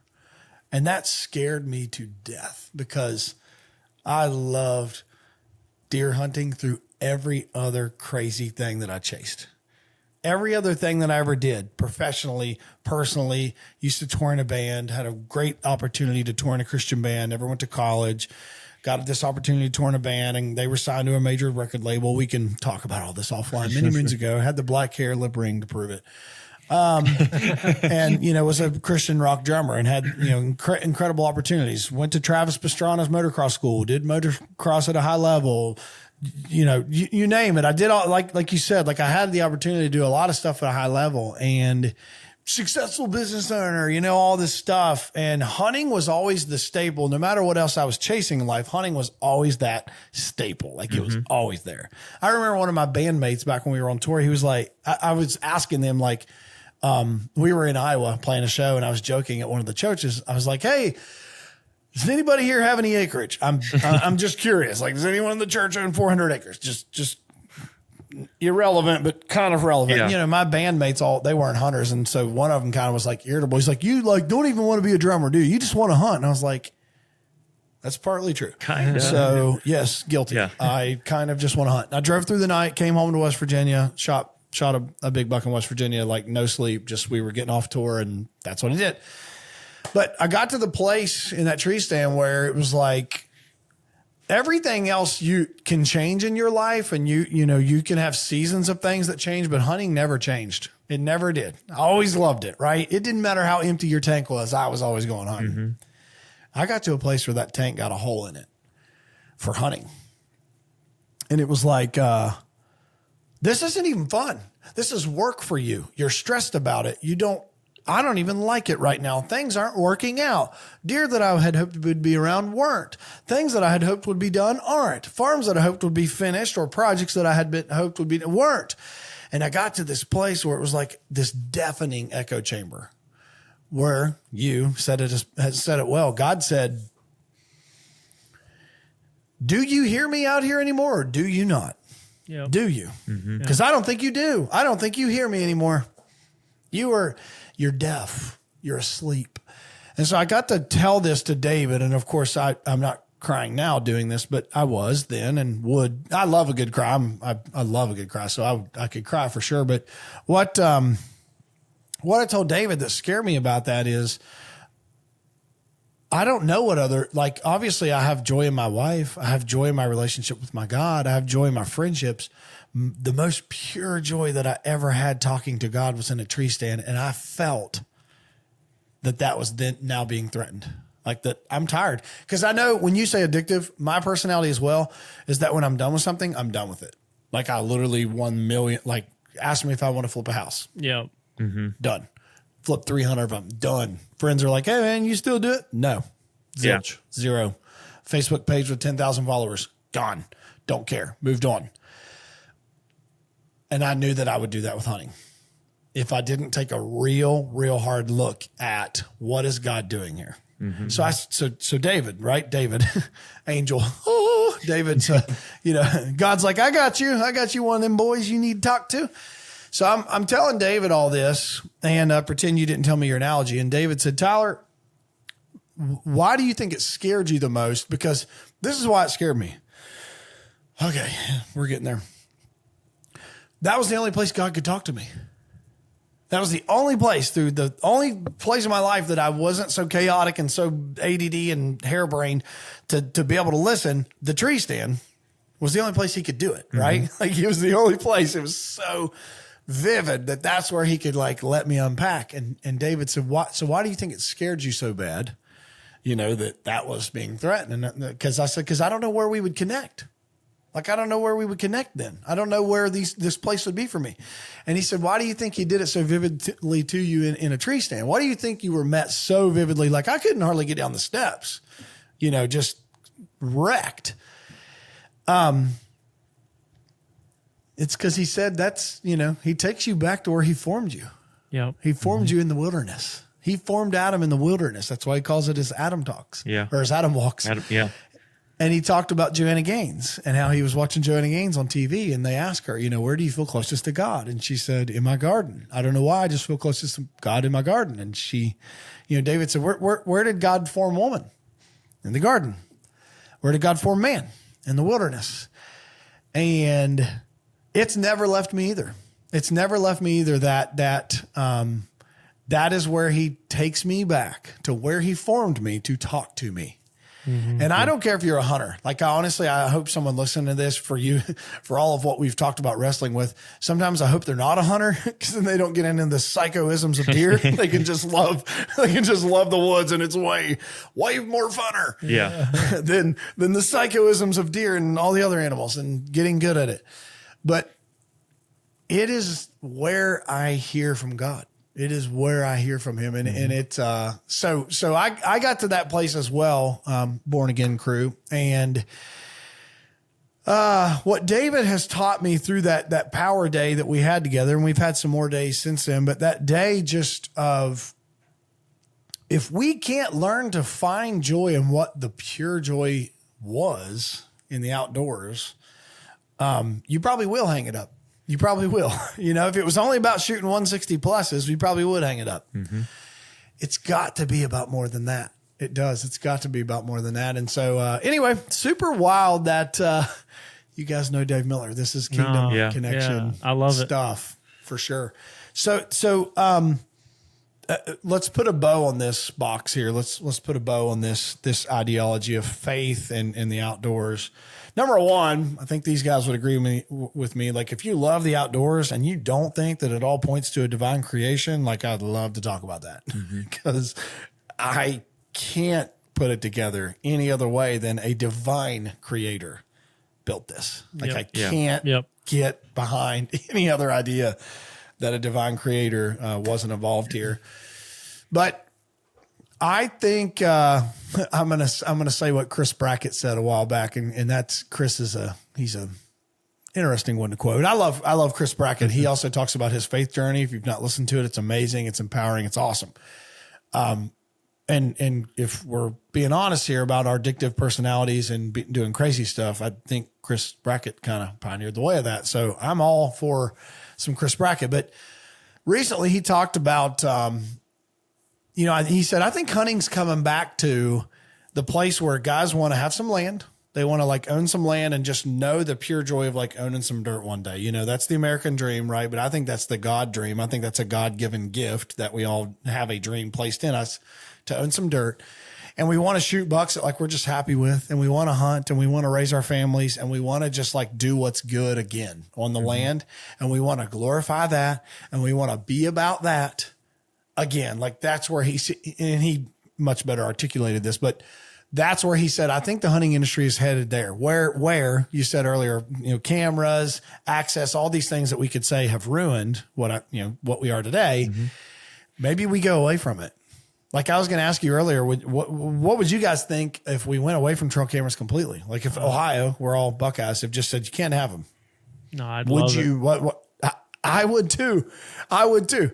Totally. And I say this about baiting as well. Like we're not going on a baiting podcast here, but I would love to not bait. Mm-hmm. I bait because you bait, and you bait because he baits. Yeah, and I bait because they bait. I would love to not do it. That's why I love Illinois. So I just got back from Illinois because you can't do anything. It's the great equalizer. I would be all for like a resolution, just saying we're going back to pure, just hunting like our grandpas did. We're going back to because I think that's where we get back to the right foundation. Mm-hmm. I think that's why. So every year we try to go as a group, and we might invite some friends, or maybe some friends will invite us, or vice versa. Every year we try to share a camp with, let's say, 10 guys out of state in some giant national forest or public ground or whatever. And truly, I think that the whole like everybody might have a goal. Like, hey, the one guy, his goal might be like just a legal buck, or the next guy might say a 3-year-old. The next guy might say, hey, I want a mature buck. But at the end of the day, it doesn't matter what their goals are. Everybody's out there just having fun, and it's the mystery of like you never know what's going to walk around the tree. What's going to show up? Yeah, and the excitement level in camp, and like as long as you share it with good dudes that are not out there to kill a booner, because realistically, it's probably not going to happen. But, there's always a chance, though. And to kind of echo off what you were saying, Tyler, like 100%, if anybody listening is struggling with the, like the hustle and bustle, if I got to keep up with the Joneses in the Deerwoods, get some buddies, go out of state, go to a place that you've never hunted before, jump into some public, and spend a week. And I promise it'll humble you. It'll make you appreciate everything so much more. You'll grow closer to God. Like it is. Every year I look forward to chasing a 3-year-old on public because it's like, it's the best fun in the world. And if you do kill or somebody in the group kills, everybody kills. It's the highlight of the week then too. And those memories are some of the best memories. Like you can't see it on camera here, but I shot a Indiana buck a couple years ago, and that was my favorite deer on the wall because we all, we found them together. The celebration, it was just like amazing, and he's nothing crazy, but he's a solid buck for, public, for hunting for a week of never having a trail camera picture, never laying eyes on him before. And he stumbled upon us. And I mean, he's a good deer. Good. Kev makes it sound like what is he, like 138 or 137? 136. Yeah. On public land. Yeah. That's a stud. But just the celebration that we had and stuff that makes, the best deer on the wall in my book, just because of, the camp life, No, our one buddy Jarrett, who's not here, he killed a little forky. Now, granted, like some people are going to bash on that, but we were so deep that we packed him out, and we strung this thing up on a tree and caped him right there, and took this quarter, took that quarter. You had a buddy Murr that was kind of like a mentor. So we had like one of my mentors was with us, like it's this older gentleman, probably in his mid to late 50s, and he's like, on the flannel, blue jeans, and he kind of waddles down there, and he's like, "Oh, hang them up, boys! We're gonna cut them up." Yeah, and we just ate that up. Yeah, and man, that's what it used to be too. Like Did you guys ever do, like as a kid? I was part of deer drives, and before I even knew what deer drives were. Now I'm not against deer drives now. I think there's some safety things that I could say could go better, but we didn't care. No one knew what you were shooting. No one knew what, like you didn't know what bucks were there or if there was any deer. You were driving hollows. You didn't even know if there was a deer. Like the anticipation, that pure joy. Excitement, I think we're just desperate to get back to that, truly.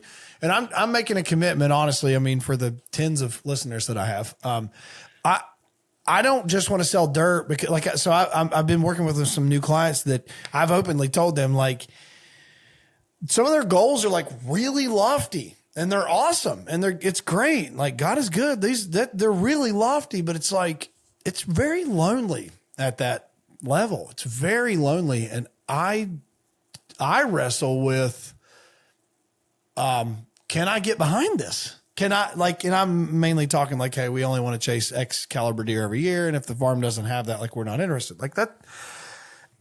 I get it. Like, I really do. Yeah. I honestly do. Cause I, all of us want to shoot booners every year, and we jokingly say that, but we actually really do. I mean, we all do. Yeah. We really do. So, I moved here to kill deer. Like, I moved here to chase big deer and have a business about it. That's why I'm wrestling so deep with it, because what is success, right? It is so subjective, and it's got to be back to, like, did you take your kids hunting? Did you help raise a generation? Did you go find God in creation? Did you have fun in camp? Did you point your friends to some new fun? Did you learn something? Did you learn how not to do something? Did you teach someone? Did you lose some sleep for the sake of fun? Yeah. Okay. Yeah. That's a win. Amen. Yeah.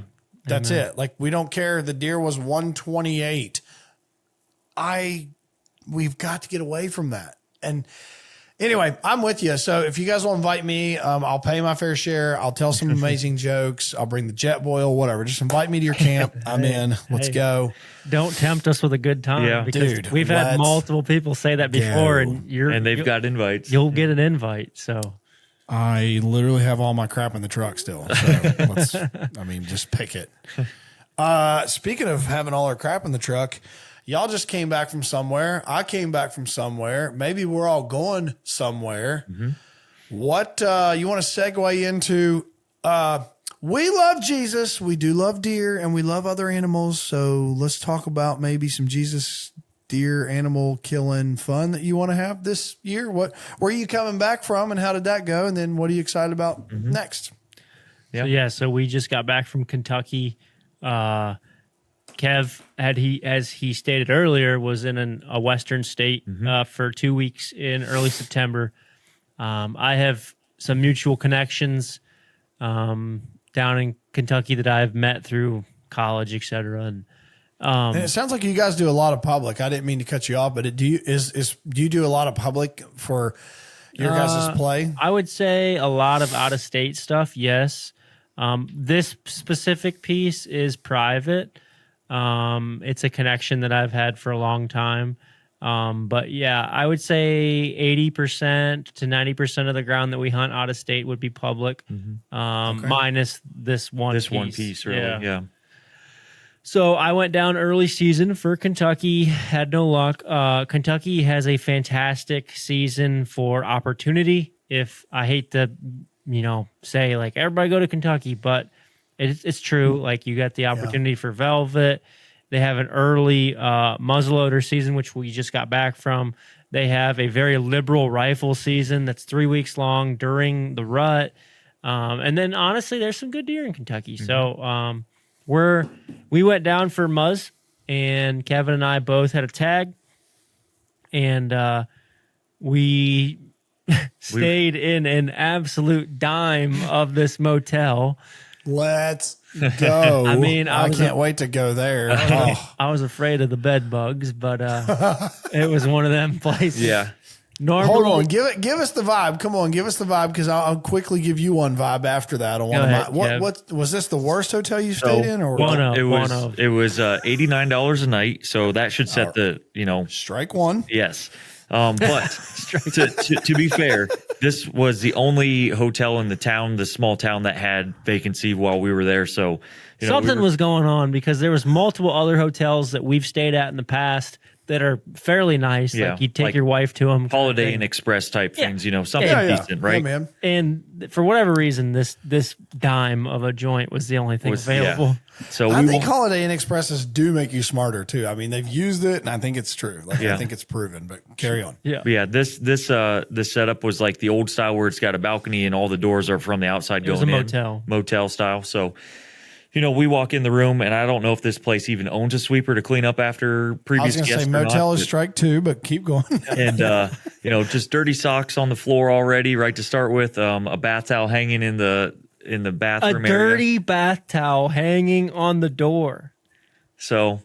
And we stayed. Yeah. Dude, I was going to say, at what point do you decide, like, how long is the bed in your truck? And, like, can we it was that? close. We had some stipulations of, like, hey, if this does this way or goes this way, like, we're out. We're going to eat the cost of it, and we're sleeping in the bed. But we did stay at the hotel. There was no bugs. Yeah. That was one of the stipulations. I was like, hey, if we find bugs, like, we're gone. Out. Yeah. Like, I'm all about saving money, but we're not that cheap, We can deal with the bugs in the tree, but we ain't going to deal with them in the bed. Right. We tore all the sheets off, and, we didn't find any bugs. And, like, as far as, like, cleanliness goes, it wasn't terrible as in, like, bugs wise. Right.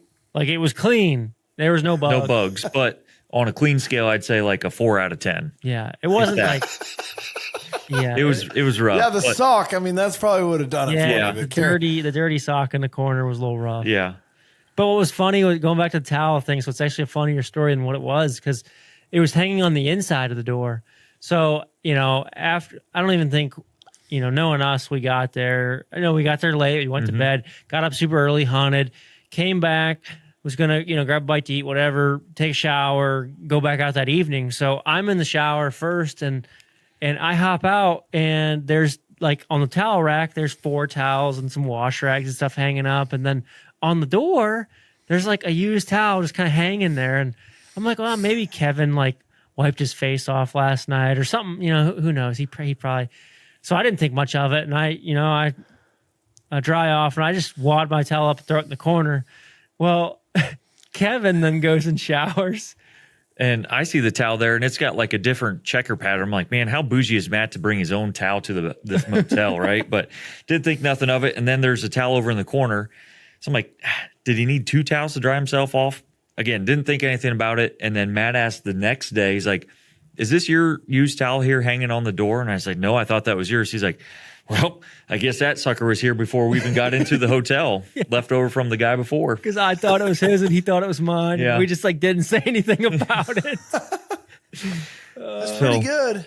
So I would not recommend that hotel again. Yeah. I don't think. But yeah, going back to the deer hunting, like the hotel or the motel thing's funny, but like normally we either pull a camper or we stay. Like if it's just a weekend thing, we might get an Airbnb with some buddies or something like that. But for whatever reason, we weren't thinking ahead. I didn't want to pull the camper. We just were like, hey, this is cheap. Let's try it. It had 4 stars. Obviously, they lied to us. but as far as the hunting goes, the farm that we have is a beautiful place. It's one of those farms where if I had the money, I mean, I'm buying it tomorrow. It's just beautiful. And truly blessed to have the opportunity to hunt it. The landowner lets his grandson hunt, which his grandson doesn't understand what's down there. And then or me, like I technically have permission. I'm allowed to bring friends and stuff when I come down, but he said there's guys that knock on the door all the time asking for permission. And he's always like, I've got this boy from Ohio that I've taken a liking to. And I don't know why. It was honestly just like I had a mutual friend in the area who lives a couple properties down. I was just knocking on doors and, I got talking to this old boy. And for the last 5 or 6 years, I've been going down there. I killed a 160 off of it last year during early muzz. So we had some really high expectations. Unfortunately, when we went down, I think there was more coyotes in the area than we wanted to realize because we saw 3 deer the whole trip and we hunted basically from dark to dark Saturday and Sunday. And you don't think it was EHD or did you see any? No, because I'm getting them on camera from time to time. So I have some cameras down there. There is a bumper acorn crop as probably everywhere else in the U.S. So like we're kind of in a valley, and then there's 2 ridges on the outside. So I think the deer kind of coming off the acorn flats, dropping down into the valley from time to time. But we had a shooter on camera the other day. It's just and just the shooting was very quiet too. Yeah, and we didn't hear much either. So I don't know. It's possible that it's EHD because it is. I'll be honest, it's northeastern Kentucky, so it's not like western Kentucky where you're hunting, the ag country. This is and it's been hitting. I mean, I've had unfortunately several of my farms affected this year in southeastern Ohio with EHD. Yeah. So it's not been good. Yeah, we did some of them 2 years in a row. So it's been real good. Yeah, we had a giant on camera, but he hasn't shown up in about 2 weeks, so it's possible. But you know how the big ones are. They. He'll go to his little pocket for a while and then he'll come back. And so we'll see. But yeah, we had high expectations. We weren't successful, but we do plan on going back for a couple rifle weekends. Kevin and I have actually never killed a whitetail with a rifle. So we're going to break them out. And, we're not too proud to say that we gun hunt. So if it's legal, and it's that season, we're going to carry a gun with us. So we'll see what happens. But I love it. So you just got back from Kentucky. Where else are you guys excited about this year? Or are you excited about anything here in Ohio? Or both? So since I went out west on an elk trip, I am not going to, we normally go to Indiana like what we talked about. I opted not to do that just with, vacation time and work schedule and all that stuff. So I'm going to just go back to Kentucky for that. And then Ohio, and actually, with this cold front showing up, I've had some good solid bucks showing up on one of my properties. So I'm looking forward to that because last year I knew that they were there and they just started showing back up. So I'm pretty excited about that. And they're by good, I mean, they're pretty good. Bacons. Yeah. What's good? Like 120? I would say good, right? North of that a little bit. Way north of that. Yeah. This whole time, I thought we were talking about getting away from this, guys. Goodness. You know how it is. Just because I don't have a bunch of big bucks this year, okay? Can you soothe me a little? Well, he's under Booner status, I'm pretty sure, if that helps. He's under Boone, but he's... Okay. So, but up until what about you, Matt? Or Kevin, you still got stuff? Say, up until this, my main property that I'm able to hunt, the neighboring farm sold, houses went up. So it's been extremely slow there. I know it'll bounce back, but it'll just take some time, with the construction and, them getting used to, the new normal and somebody walking their dog or whatever the case may be. So, I'm really excited about, these bucks showing back up. So I didn't really have high hopes for this season really because of, all the major changes happening. Yeah. Yep. So something that we haven't talked about is I have a 4-month-old at home. So let's go. Yeah, so that's my wife and I's first. So I'm really not prioritizing whitetail at all this year. Even though we just came back from a weekend trip, my wife is super, super chill, and I have some family that are just rocks. So my mom will come over and help my wife and her mom and her sister, etc. So and another thing that we didn't mention is my wife and I purchased roughly 30 acres last year. So I have my own dirt, and I have been really, really trying to kill on my own dirt. Unfortunately, I do have a standard in Ohio because it's the home state where I want to kill a mature deer. Unfortunately. Yeah. I'm still one of those losers that, has a standard and never hits it, and it's boring. Yeah. So at least in my home state, I try to kill a mature deer. I try to push for that 150 mark. It's just a personal goal. I'm with you, man. I'm about the exact same, mature, and I like it to have enough of a rack that I want to spend the money to stare at it for. Yeah, put them on the wall. Yeah. So unfortunately, I don't have much showing up, and maybe that's a conversation you and I can have on a different day where it's just hey, what should I do? I went all in, bought a tractor. Put in 4 or 5 acres of corn. I got standing beans. I've got clover, chicory. I've got deadly dozen. I've got it all. Let's go. So look at you. Yeah. So there's 11 acres of tillable, and then the rest is all timber. And I've made it the deer habitat, man. I did some TSI work. I had a guy come in and mark trees for me, and I went in and cut them myself and dropped them all, and like made the bedding real thick, and like, you know, doing all the things, like staying out of it, only hunting the fringes. But unfortunately, there's just not much on it. There is some deer that, you know, I wouldn't mind shooting, but they're not very consistent, and I don't know if they would hit my goals. So, you know, I'm just gonna let it be. So, but I'm really excited for Indiana. I'm really excited to go back to Kentucky, and then if God presents an opportunity at home, you know, I'll be there. So we'll just see what happens. I love it. I mean, honestly, man, the thing that I would tell you with your own farm, number one, go you. Awesome. I love seeing people buy dirt. I just love, that's fulfilling to me to hear that. But, and anyone that's listening and wants to buy dirt, you obviously know I'll teach anyone or help anyone do anything. I love owner financing. I love creative stuff. I love it all. So if there's a will, there's a way. I'll help you figure it out. But I would just tell you that the land management game, if it seems like you already have some of this figured out, if you've got all that going on, but from my own experience, it has generally taken me, and I have basically flipped the script on 5 farms now that we would have called our, you know, home farms, personal farms. Never have any intentions of selling, and then we do. It takes 5 years typically to me, like 3 to 5, to see the fruition of like what you're doing. And I, you know, and I think that all is situational to where your farm is and what's around it. What do your neighbors have that you don't, yada, yada. But I really have just seen like I've got a farm in Jackson, Ohio that we call our home farm. It's a beautiful farm. And I've spent 5 years now. This is year 5. And it is really starting to show finally you know, did the same stuff you're talking about. Tons of timber work, tons of food plots, tons of row crops, everything, tons of all of it. And finally starting to see what I thought we would see, you know? And so it's always taken way longer than I thought it would. And it's always cost way more than I thought it would to get there. Amen. But it's also been super deflating when I got there. So, hey, it's all great. It's amazing. No, it's been very fulfilling to get to that point. I understand. Yeah, so it's a long game. I mean, honestly, don't beat yourself up. I look at the home farm projects as like, these are the things I love to do, to just give back to the herd and like give back to God's creation and just try to be a good steward of the land. And then I'll just go find a deer wherever the deer is, you know? And if it happens to be on my land, then great. And you know, usually I'm chasing a deer that's a permission farm. You know what I mean? It's just, it's, you know, everybody probably thinks it's just on your trophy farms, and it's generally not. So, it's generally on knocking doors or, you know, whatever, like you guys are doing just to find something to kill. Yep. I like it. I like that plan.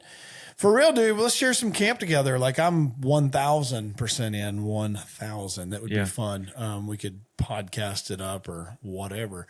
You know what we should do? And I'm here. And maybe I shouldn't put Dave on the spotlight, but he's invited us down there. So to West Virginia. Yeah. So we should we should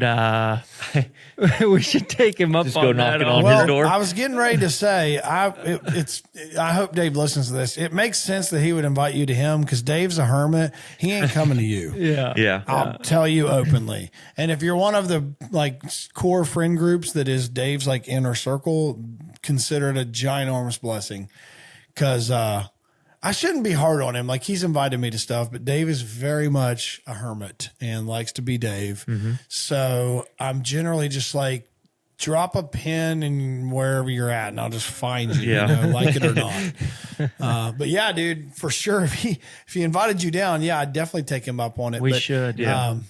It'd be good times. That'd be some nostalgia for me for sure. I actually, this is what's wild. Living in West Virginia, growing up there my entire life until two years ago, I never hunted the bottom 4 counties. Never hunted there ever.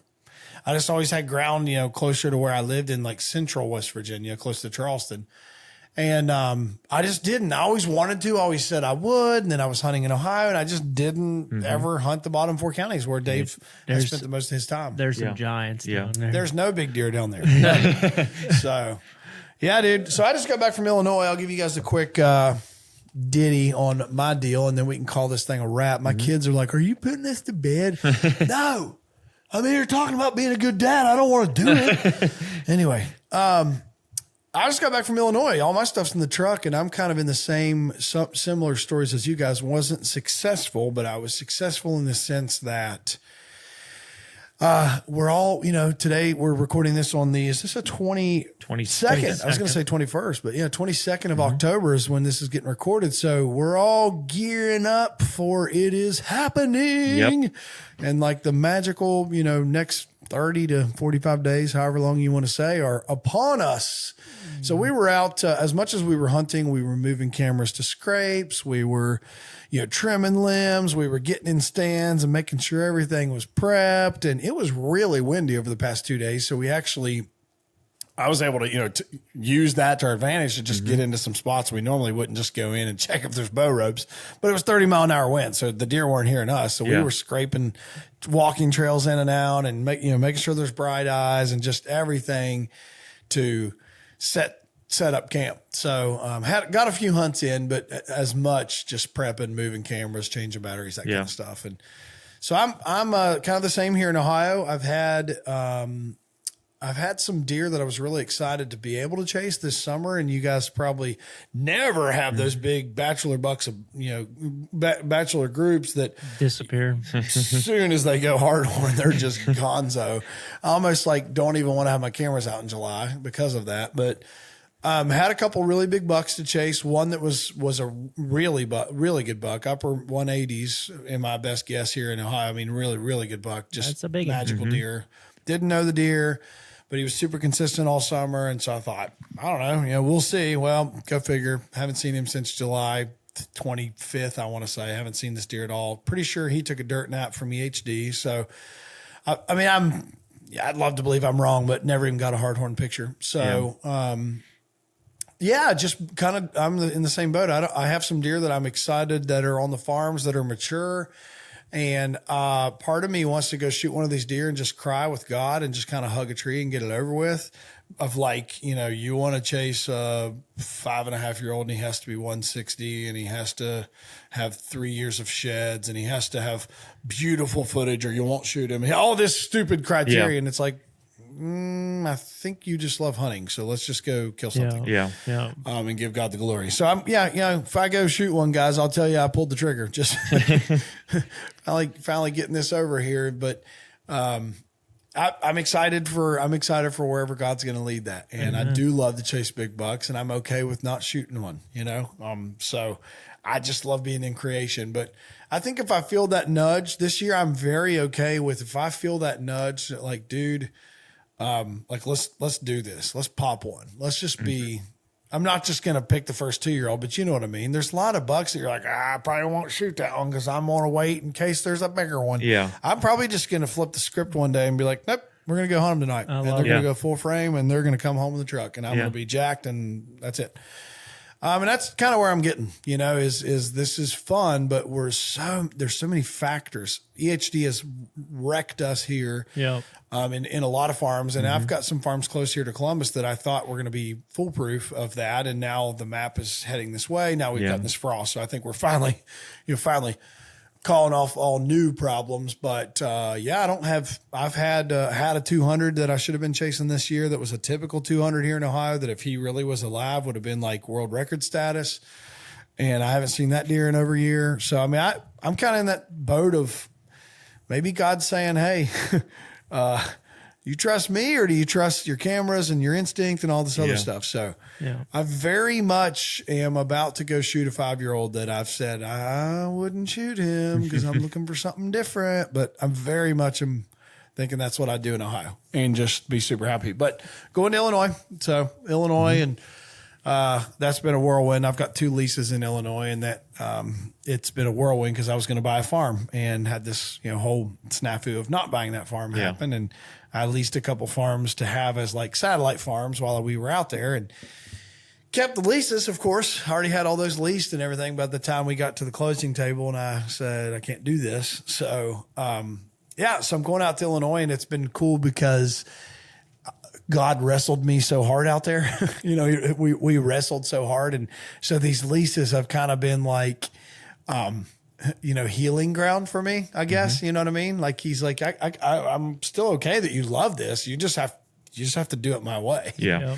You have to make sure your priorities are right and do it my way. And your business wasn't ready for you to take that, and or your family or whatever it was. God may not tell me, but it wasn't ready yet. So, So Illinois, Ohio, I've got a friend in Kentucky that I'm fortunate to be able to go down there and hunt whenever I want. He's got a great piece, and I may go hunt it. It's just kind of always been, I generally chase the deer in Ohio all year until the season ends and never find time to go somewhere else. And so I'm kind of going to be more intentional with that this year, I think, and find time to get to the Bluegrass State maybe when I'm headed to Illinois. But a full reset of like going to camp and just like, hey, no one knows what a single thing is here and no one has any clue what we're all going to hunt sounds amazing. Just because of all the, I manage farms now as far as what we do, in my company, and we're always improving farms, and we're always keeping feeders full, and we're always checking water holes, and we're always doing stands, and we're always doing all this stuff. And I don't want to say all that and not say like it's an enormous blessing that God's allowing me to do that. But in the same token, when you do it 365, like you can be as equally deflated opening day as the guy that's been waiting opening day, that's giddy as can be. Yeah. Because we're exhausted. We're just exhausted with all the work we put into it. So I don't know. I'm excited about wherever God's going to take that this year. I think that's how I would put the bow on that. Yeah. Whatever he will do, I'm sure you guys are like me. Every season is a learning lesson for me spiritually, and it's usually different than the next. Some are filled with highs, some are filled with lows. I just look forward to going through it. Well, let me tell you something real quick, and then we can wrap it up. I have always chased a mega, and just blessed by all means to have an opportunity to chase a mega. Well, last year I didn't have anything to chase, and last year was the best year I've ever had because I just gave it to God. And I'm not saying that He'll do the same thing for you or maybe somebody listening, but don't feel that just because you don't have that mega to chase, like I had no expectations for last season, and once again killed 4 for 4, and it's 100% a blessing from Him. So put Him first, and you'll I'm here for it. Yep. I so am here for it. I just don't want to feel like I don't want to feel like when we love setting these farms up. We love what I would consider producing, turnkey is a tough word to say, but farms that we've taken that heavy lifting, that first heavy lifting usually, and done that. And as much as I love that, what I'm fearful of selling is a message, and hopefully listeners that either have bought farms from me or would buy a farm from me. I'm really fearful of selling the message that is an unattainable goal anymore. You know what I mean? That I think to me is not success. And like, well, if you buy this farm, you're going to chase a booner every year. Like as much as I love that ideology, I also just don't think God will honor that anymore. You know what I mean? Yeah. No, I'm with you. So 130s or bust is what we're going to change the company name to. I'm with you. I like it. I'm with you. The okayest hunters. I'm with you. Yeah. I don't know, man. God is good. This has been awesome. I've really appreciated getting the opportunity to meet you guys and just talk shop. If it goes without, if you don't hear it enough, I'm not even one of your fan guys, and I will be now for sure. I'm hook, line, and sinker, but you got a lot to be proud of. And I can tell you guys have your heads on straight. I can tell that you want to honor God with what we all do in the outdoor industry. And I just appreciate you being willing to have a platform that straight up says we must be born again. I appreciate that. I am very, very much in awe of leading from the front like that. And I think more of us need to do that, and the space will turn where God wants it to. Well, we appreciate it. Truly do. Yep, for sure. Well, I think unless we just get to camp together, I think we're going to have to call it so we can all go kill some deer and talk about it. Yeah. You guys want to come back on if you kill something and we can talk through it? We'll talk as much as you want us to talk. Let's go.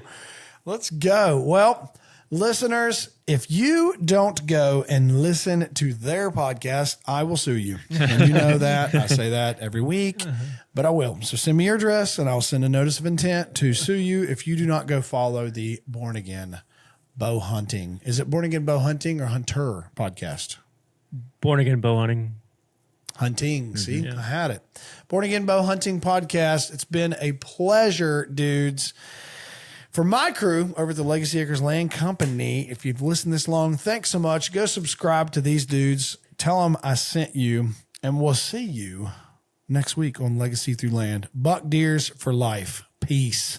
And that's going to wrap up this week's episode. If you're finding value in this content, we'd love to hear from you. It'd mean a lot if you could share with us how this podcast is helping you on your journey and let us know of any topics you'd like us to cover in the future. Be sure to connect with us on all social platforms at Legacy Acres Land Co. and subscribe to stay updated on when new episodes drop. We hope you've enjoyed this week's episode of the Legacy Through Land podcast, and we'll see you next week.